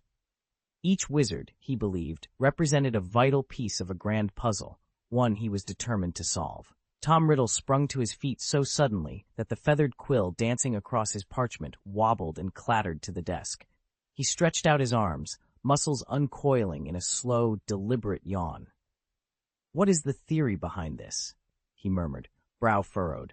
"What kind of extraordinary synergy will my new wand possess?" Casting one last glance at the abandoned parchment, Riddle turned and walked toward the bathroom. Tonight, he would drift back into the long-buried dreams that had eluded him for years, waiting patiently for the dawn and the promise of tomorrow's discoveries. Chapter 238. In Diagon Alley. Diagon Alley was humming with activity. Even though the new school year was still weeks away, the snug booths of the Leaky Cauldron had already spilled their patrons onto the cobblestones, and a steady stream of witches and wizards drifted past the shop fronts. A buzz of hushed voices swirled around 2 figures standing near Florian Fortescue's ice cream parlor, an elderly man in long robes, and, at his side, a strikingly handsome young boy with dark hair. "Is that?" someone whispered. "It can't be," another replied, peering over a shoulder. "Dumbledore? By Merlin's beard it must be," a third voice muttered. "Look at the boy with him, Dumbledore's own child." "But who's the mother?" a skeptical witch asked. "McGonagall? Sprout?" "I heard it's Professor Sprout," a student offered. "Nonsense," countered a bored-looking wizard. "I'm certain it's Madame Huo-Chi." "Madame Pomfrey, surely?" Another piped up. "She's the only one who'd trust herself around Albus." A young man strolling by chimed in. No, think about it. Dumbledore spends half his free time down at the Three Broomsticks. Oak-ripened mead is his favorite. Who runs the bar there? A hush fell. Then an eager voice answered, Mrs. Rosmerta. Mrs. Rosmerta's name hung in the air, and suddenly every face glowed with excitement. Among the onlookers, Dedalo Dige, an Order of the Phoenix member known for his inside knowledge, nodded sagely. His approval was all the confirmation needed. That settles it, he declared. This boy is Dumbledore's, and Mrs. Rosmerta is his mother. A ripple of agreement ran through the crowd, yet more daring murmurs swiftly followed. Was the boy simply Dumbledore's son, or something more? Could he even be the old wizard's secret lover? As the gossip buzzed on, the elderly wizard adjusted his glasses and cast a fond look at the dark-haired youth. Whatever the truth behind their relationship, one thing was certain. Diagon Alley would never run short of conversation again. Everyone at the Leaky Cauldron knew in their hearts that Rita Skeeter's insinuations about Dumbledore's sexuality were nonsense. The pub's regulars prided themselves on seeing the true currents of the magical world, and they all quietly dismissed her gossip. Yet as they nursed their butterbeers, their conversation drifted to the dark-skinned boy huddled at Dumbledore's side, Dean, the son of Hadwin Jones, another frequent visitor. If Jones's wife could hide in the Muggle world, they whispered, why couldn't Dumbledore have his own secret heir? Later, on Diagon Alley's uneven cobblestones, Tom Riddle leaned in close to the headmaster. That young woman in purple, he murmured, nodding toward a costumed street performer. Is she your servant, or would you prefer to call her one of your followers? Passers-by sensed the shift in the air and gave the pair a wide berth. After all, Albus Dumbledore was Hogwarts' venerable headmaster, well over 100 years old, and almost everyone around had once been his student. Few dared address their teachers outside the classroom, least of all someone whose reputation carried such weight. Dumbledore regarded Riddle with a faint half-smile. What is it, Tom? He asked softly. Can't stand all the attention? I don't remember you ever being so offhand, Dumbledore observed, adjusting his robes as they strolled across the sunlit Hogwarts grounds. He and Tom Riddle were on their way to Ollivander's wand shop in Diagon Alley, a deliberate lure to draw out any Death Eaters who might be watching. The less subtle their plan, the more likely Voldemort himself would take the bait. Riddle laughed, the platinum shine of his hair flickering in the light. Why mince words, Albus? Let's get straight to Ollivander's. If we linger much longer, the Daily Prophet will already be hatching headlines. Dumbledore's secret lover? Harry Potter out of favor? Dumbledore's stern face relaxed into a genuine smile, something Riddle hadn't seen from him in years. Tom, you read those stories too? You don't believe them, sure, Lelai. Riddle's smile deepened, revealing a single dimple. I'm simply curious to meet Harry Potter in person. My predecessor, Professor Quirrell, assembled an impressively thorough dossier on him. He paused, as if savoring the moment. And I'm eager to see how Rita Skeeter, such an interesting witch, will choose to frame our little outing. Nearby students and professors exchanged glances, their whispers swirling around the two wizards. Riddle's unexpected mirth only made them wonder more fiercely. What could possibly be so entertaining about this clandestine trip to a wand shop? Tom paused in the bustling alleyway, eyes narrowed. Do you think it's because he finally recognized his father? Dumbledore shook his head briskly. No, I don't believe you know the full story. The Daily Prophet has changed hands. It's now owned by Sirius Black. And by his own account, he regards himself as one of my followers. Riddle frowned, uncertainty flickering in his dark eyes. Together, they made their way to the far end of Diagon Alley, where a modest, time-worn shop nestled between grander storefronts. Above the door, faintly tarnished gold letters Ollivander, maker of fine wands. Since 382 BC, a pair of brass bells tinkled as they entered, announcing their arrival. From behind a counter stacked with narrow oak boxes, the wandmaker rose to greet them. His pale eyes glimmered like moonlight across smooth ivory. Ah, Albus Dumbledore, he said, voice trembling with excitement. The greatest wizard of our age. Are you here for a new wand? He stepped forward, excitement barely contained. My father never divulged the exact core of your wand before his passing. Shall I examine it? Perhaps even repair any irregularities? Dumbledore offered a gentle smile. No, Garrick, You must have mistaken our purpose today." With a graceful turn, he revealed Tom Riddle, already entranced by a single wand resting on a faded purple cushion in the display case. Tom reached out as though drawn by some unseen force, his fingertips hovering just above the polished wood.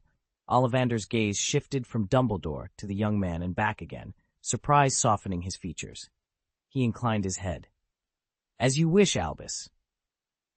Inside the shop's hushed interior, redolent of polished wood and ancient enchantments, Tom's eyes never left that solitary wand, as if it held the key to a destiny he had only just begun to fathom.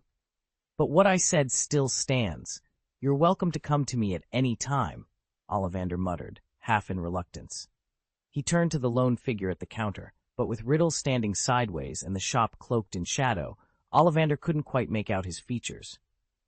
"Sir, are you in need of a new wand, or perhaps repairing one you already own? You look familiar. Surely you've been here before?" He eyed Riddle curiously.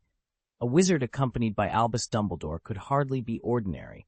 Perhaps this visitor would call for a wand with a compatibility as extraordinary as Harry Potter's. Softly, Riddle replied, "I need a wand." The words were courteous but distant, and exactly the same ones he had spoken 55 years ago in this very shop. Back then, he had paused before that solitary display wand, marveling at its craftsmanship. Now, decades later, only the speaker had changed. Ollivander froze. "It's you," he gasped. In that breathless moment, he also noticed the familiar figure beside Riddle, the silver-haired man with twinkling blue eyes. "Dumbledore, what are you doing?" Ollivander blurted, voice quavering. His tape measure slipped through trembling fingers and clattered to the floor. Ever since that first fateful meeting, Ollivander had regarded these two with a blend of pride and awe. After all, he knew better than anyone the ancient truth. The wand chooses the wizard. Garrick Ollivander's extraordinary skill at wandcraft had once enabled the young man before him to achieve something astonishing, terrifying perhaps, but nonetheless remarkable. And yet, confronted today with the architect of that deed, the very hands that would embed the rarest magical cores into a 20-inch shaft of wood with absolute precision now trembled. Tom Riddle, handsome, composed, and eerily self-assured, rose and extended a perfectly sculpted hand. "Good afternoon, Mr. Ollivander. I'm Tom Riddle. Do I look familiar to you?"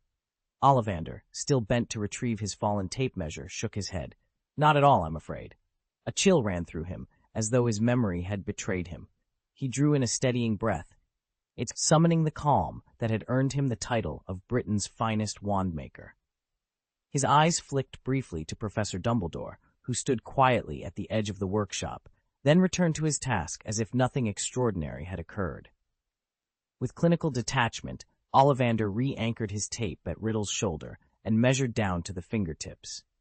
He marked the distance from wrist to elbow, shoulder to floor, knee to armpit, and finally circled around the young man's head. Every measurement was exact, methodical, restoring the room's customary air of routine, even as its occupants sensed the dark weight of history hanging between them. Chapter 239. 7 Impossible Combinations. The hush of Ollivander's wand shop was broken only by the occasional creak of a floorboard as Mr. Ollivander turned to face his customer. He adopted a tone he rarely used with anyone but the most serious of patrons. "Every wand we craft here," he began, "is made from the wood of a very select group of trees whose timber is magically attuned, much like only a small fraction of humans are born with magic. Each is paired with a core drawn from equally rare and powerful magical creatures." He held up a single slender box and let his words hang in the quiet shop. No two wands are alike. Their individual qualities arise from the unique nature of their wood and the essence of their cores. Once a wand finds its true match, it teaches its owner to channel magic through it, even as it learns the owner's own strengths and limitations. Ollivander's pale eyes locked onto Riddle's. "If you're hoping to find the same wand you once used, I'm afraid you won't, unless, of course, the wand best suited to you happens to be made of hornbeam. But a hornbeam wand is not straightforward. It must be broken in carefully, almost like training a young apprentice. You must guide it, let it grow." Riddle felt a flicker of doubt, but said nothing. Ollivander held his gaze without a trace of hesitation, the sort of unwavering confidence that only Britain's foremost wand-maker could command. Then, in a softer voice, he added something almost to himself. "I've never used a wand." "Don't look at me like that. I'm really only 11. I'm just unusually tall," Riddle said, his voice steady. The statement was absurd, yet coming from him it somehow felt utterly convincing. The wand-maker leaned forward, intrigued. "Then tell me, what makes a hornbeam wand so special?" Riddle's dark eyes glittered. "Hornbeam wands choose witches and wizards of genuine talent who harbor a single, pure passion. Think of the wood as a blank canvas. It takes the simplest, clearest intent and, of all wand woods, learns its owner's magic style the fastest.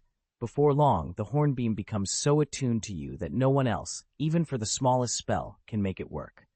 And there's another advantage," he added softly.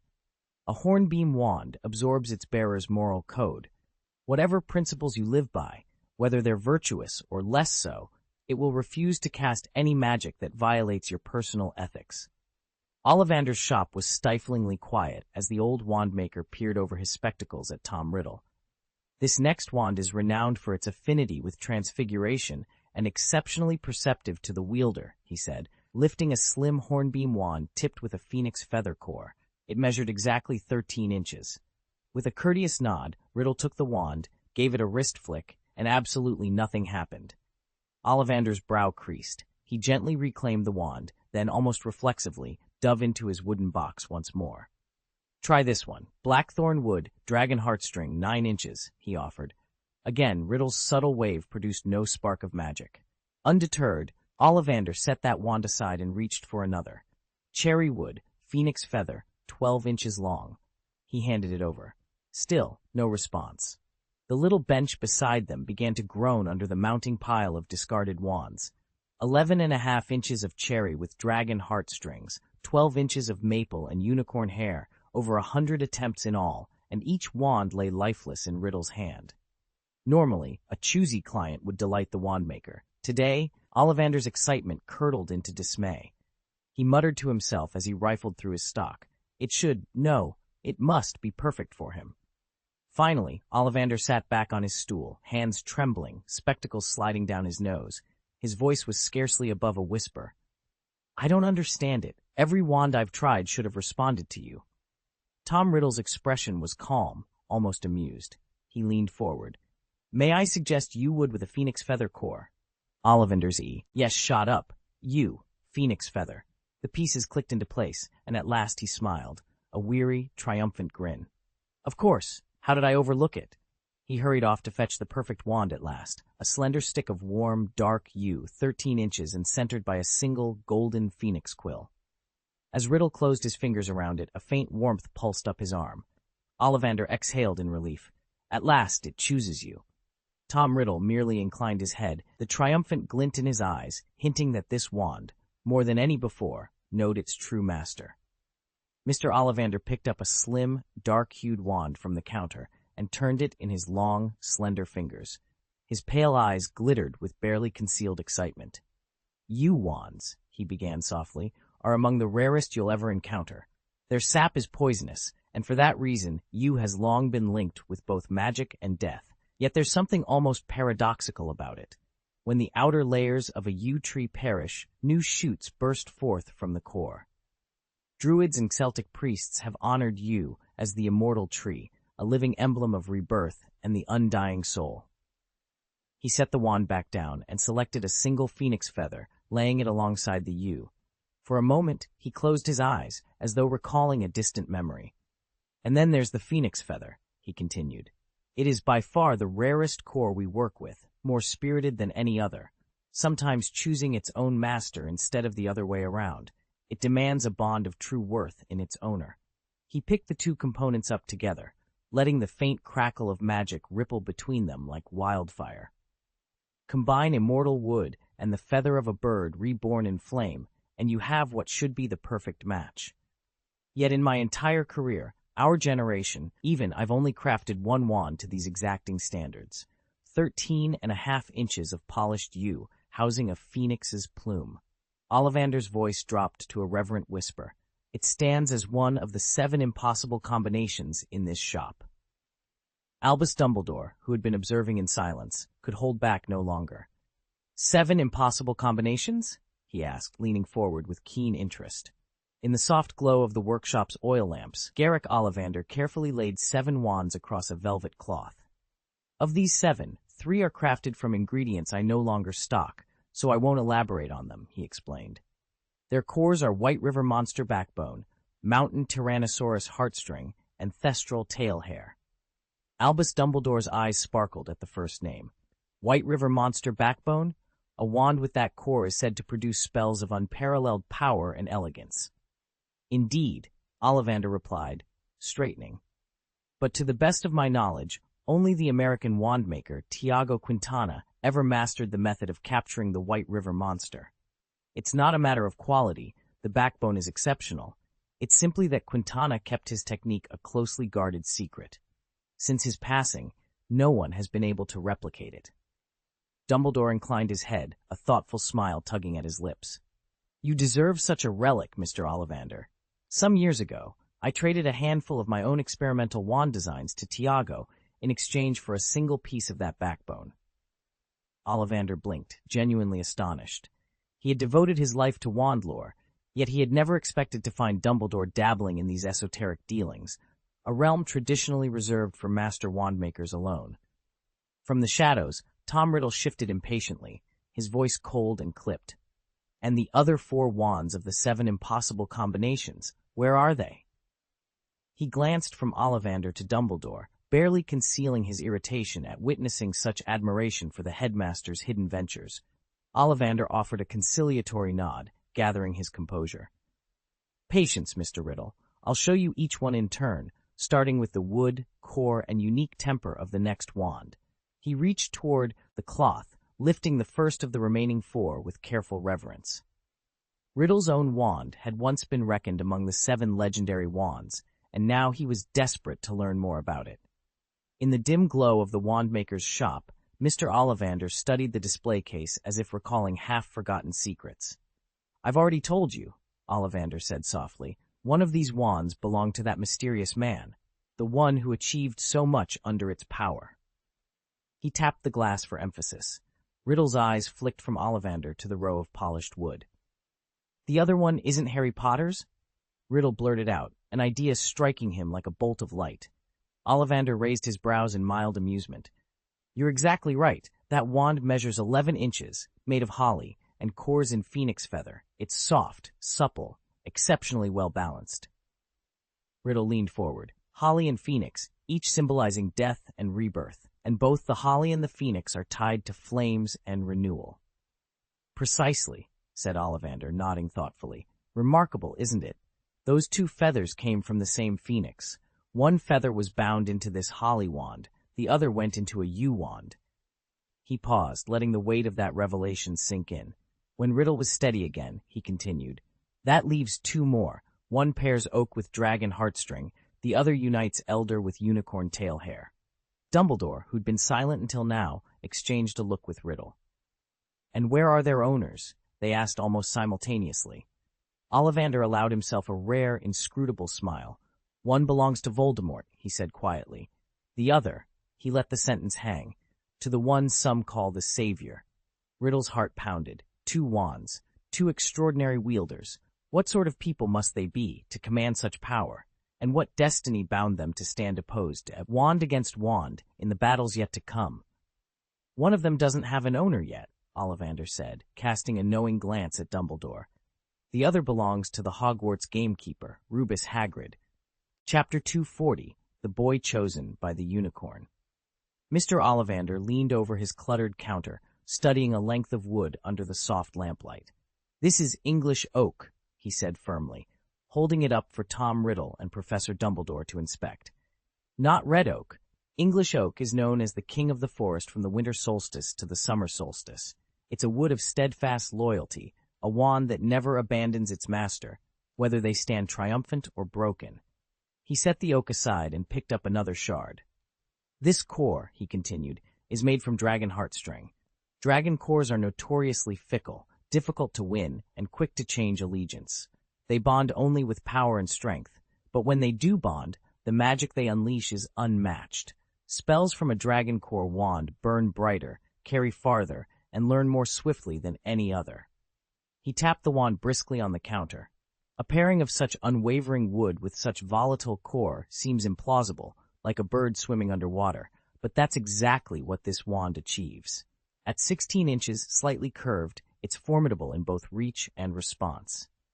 Tom Riddle and Albus Dumbledore exchanged glances, still absorbing Ollivander's explanation of what he called the 7 impossible combinations. Before they could speak, Ollivander straightened. "There's one last wand I haven't shown you," he said. Riddle's eyes lit up. He felt, quite inexplicably, that this final piece called to him. "Let me see it," he whispered. Ollivander retrieved a slender wand from a velvet pouch. Its shaft was as dark as twilight. "Elder wood with a unicorn hair core," he announced. Riddle reached out eagerly, but the old wand-maker gently intercepted his hand. "I'm afraid this one won't suit you," Ollivander said softly. "Its magic is pure and unyielding. It chooses only a heart of selfless courage, something I'm not sure you possess." Riddle drew back, mesmerized nonetheless. The Elder and Unicorn wand lay on the counter, whispering secrets of a power he could not and would not command. Tom Riddle stood in the middle of Ollivander's wand shop, flanked by Professor Dumbledore. Endless rows of slender boxes lined the walls, each promising a different destiny. Riddle, calm, composed, picked up a wand of yew wood with a dragon heartstring core. "I thought this might suit me," he said quietly. Mr. Ollivander's sharp eyes narrowed. "Yew," he replied, "is traditionally chosen by wizards driven by ambition, often those who bend magic toward darker ends. I'm not convinced it complements your nature." Riddle's lips curved into a polite half-smile. "Then let me try something purer. Unicorn hair, perhaps?" Dumbledore inclined his head. "Unicorn hair responds to nobility of spirit, though it cannot be forced. It demands a truly worthy partner." Ollivander hesitated, unsettled. In all his years, he had never met a customer whose perfect wand remained so elusive. He carefully selected an applewood wand, 9 3/4 inches long, with a unicorn hair core. He handed it to Riddle. The moment Riddle's fingertips brushed the polished shaft, the wand began to tremble violently, quivering as though rebelling against its new master. "How is that possible?" Ollivander exclaimed, stepping back in disbelief. "Apple and unicorn hair should serve the gentlest of wizards, not this." Dumbledore exchanged a thoughtful glance with his old friend. "Try this one," he suggested, pulling down another wand. "Ash wood, unicorn hair core, 11 inches, slightly springy." Riddle accepted the new wand. Silence fell as he held it aloft. Then, almost imperceptibly, the wood warmed under his grip. A soft glow flickered along its length. Ollivander's face cleared into a broad smile. "Yes, this is it. Ash and unicorn hair, 11 inches, with just the right give. Perfect." Riddle's expression remained composed as he secured the wand in his sleeve. Dumbledore's eyes twinkled with quiet approval. In that moment, the shop's tension eased. The right wand had at last chosen its wizard. "Good, good," Dumbledore murmured, his eyes twinkling as he watched Ollivander at work. Ollivander beamed. "I think this one will suit you better. That last choice was rather extreme. Let's try something different. Black pear wood with unicorn tail hair, 12 inches, rather stiff." He plucked a slender wand from the pile on the chair beside him, so many wands that they seemed to have formed their own mountain. The wands quivered at his words, their faint murmurs coloring Ollivander's face with excitement. "Yes, Dumbledore, you're absolutely right." Dumbledore nodded in agreement. "Never doubt Albus Dumbledore." With a flourish, Ollivander reached for a second wand. "But wait, this combination is extraordinary. Elder wood with unicorn tail hair, 13 inches, with a pleasingly crisp swish." He handed it to Tom Riddle, eyes shining. "Feel that, despite its reputation for hardness, elder wood can be as responsive as willow." Riddle flexed the wand between his fingers. Immediately, something stirred in the polished butt. A voice, soft but firm, whispered in his mind. It was a woman's voice, slightly stern, yet achingly familiar. The words sounded like a secret meant only for him. "I hope he looks like his father." Neither Dumbledore nor Ollivander reacted, nor did they hear anything at all. But for Riddle, that voice resonated deep within his heart. Riddle suddenly realized that this was his mother's final gift. The only piece of herself she could pass on was his striking appearance, identical to the old Riddle's face. To Dumbledore and Ollivander, a soft white glow surrounded the boy, blurring his edges as if he'd just separated from his predecessor and not yet been fully awakened by their spells. He even shared the same name. "Amazing! It's finally found its true master!" Ollivander cried. He was now convinced that this boy had nothing to do with the child who'd appeared over 55 years ago, Voldemort himself. Could this be the Dark Lord's son, Dumbledore's secret weapon against him? "How extraordinary," Riddle murmured, though a faint quaver betrayed his calm. Had Dumbledore or Ollivander looked more closely at the boy's reaction to the wand, they might have sensed that something was not quite right. The Elder Wand, without question, stands as the most powerful wand in history, Dumbledore said, his voice hushed with awe. "I like to call this one the Elder Wand. Legend says it's crafted from elderwood, an ancient tree steeped in superstition for its wild, ungovernable magic. What I'm holding now isn't the original, of course, but one of my reproductions. Think of it as a control, deliberately designed to fail. And yet, it worked. Elderwood is the rarest, and by reputation, the most unlucky wandwood in existence. Its magic is colossal, but it refuses any wizard whose talent doesn't match its power. Only the truly exceptional can tame an elderwood wand. The old warning that elder wands never prosper isn't some arcane truth. It's the lament of mediocre wand makers who won't risk crafting them, convinced they can't sell a stick that might backfire. As for the core, I chose unicorn tail hair, the most unassuming option next to phoenix feathers or dragon heartstrings. In some eyes, it's bland. Yet unicorn hair has its virtues. It mirrors the wielder's magic with unwavering fidelity, resists external interference, and remains steadfastly loyal, albeit ill-suited for dark arts. So here it stands, the proudest, most tempestuous elderwood married to the humblest, most devoted unicorn tail hair. And against all odds, they found harmony. Mr. Ollivander examined the slender wand in his skilled hands, its polished surface gleaming under the shop's lantern light. He looked up at Tom Riddle with a thoughtful expression. "This," he said, tapping the wand gently against the display table, "is not like an ordinary unicorn tail hair wand. Those tend to resist darker charms. This wand's temperament is closer to that of a phoenix feather. It offers an exceptionally broad range of magic." He paused, letting the weight of his settle in the quiet of the shop. "But Mr. Riddle, the path you choose with it is entirely your own." Tom lifted an eyebrow but said nothing. Ollivander continued, his voice softening. "You remind me very much of someone I met many years ago. I don't wish to see you follow that same dangerous road." Tom's face remained composed, but his dark eyes flickered with interest. "Stay true to the right path," Ollivander went on, "and I believe you might one day become as great a wizard as Professor Dumbledore himself." It was the first time the famed wand-maker had ever offered such a direct warning to a prospective owner. In the past, he'd sensed shadows in another boy, another Riddle, but had held his tongue, reasoning that a wand's allegiance, above all, lay with the worthiness of its wielder, regardless of good or evil. Now, though, gazing at Tom with his striking looks and quiet intelligence, Ollivander could not stand by and watch history repeat itself. Tom Riddle met the wand-maker's steady gaze. "I understand," he said simply, inclining his head once. There was a sincerity in that brief nod that took even Professor Dumbledore by surprise. From where he stood, Dumbledore watched the exchange with a mix of wonder and relief. What could have shifted Tom Riddle's course so swiftly, he wondered, and could it last?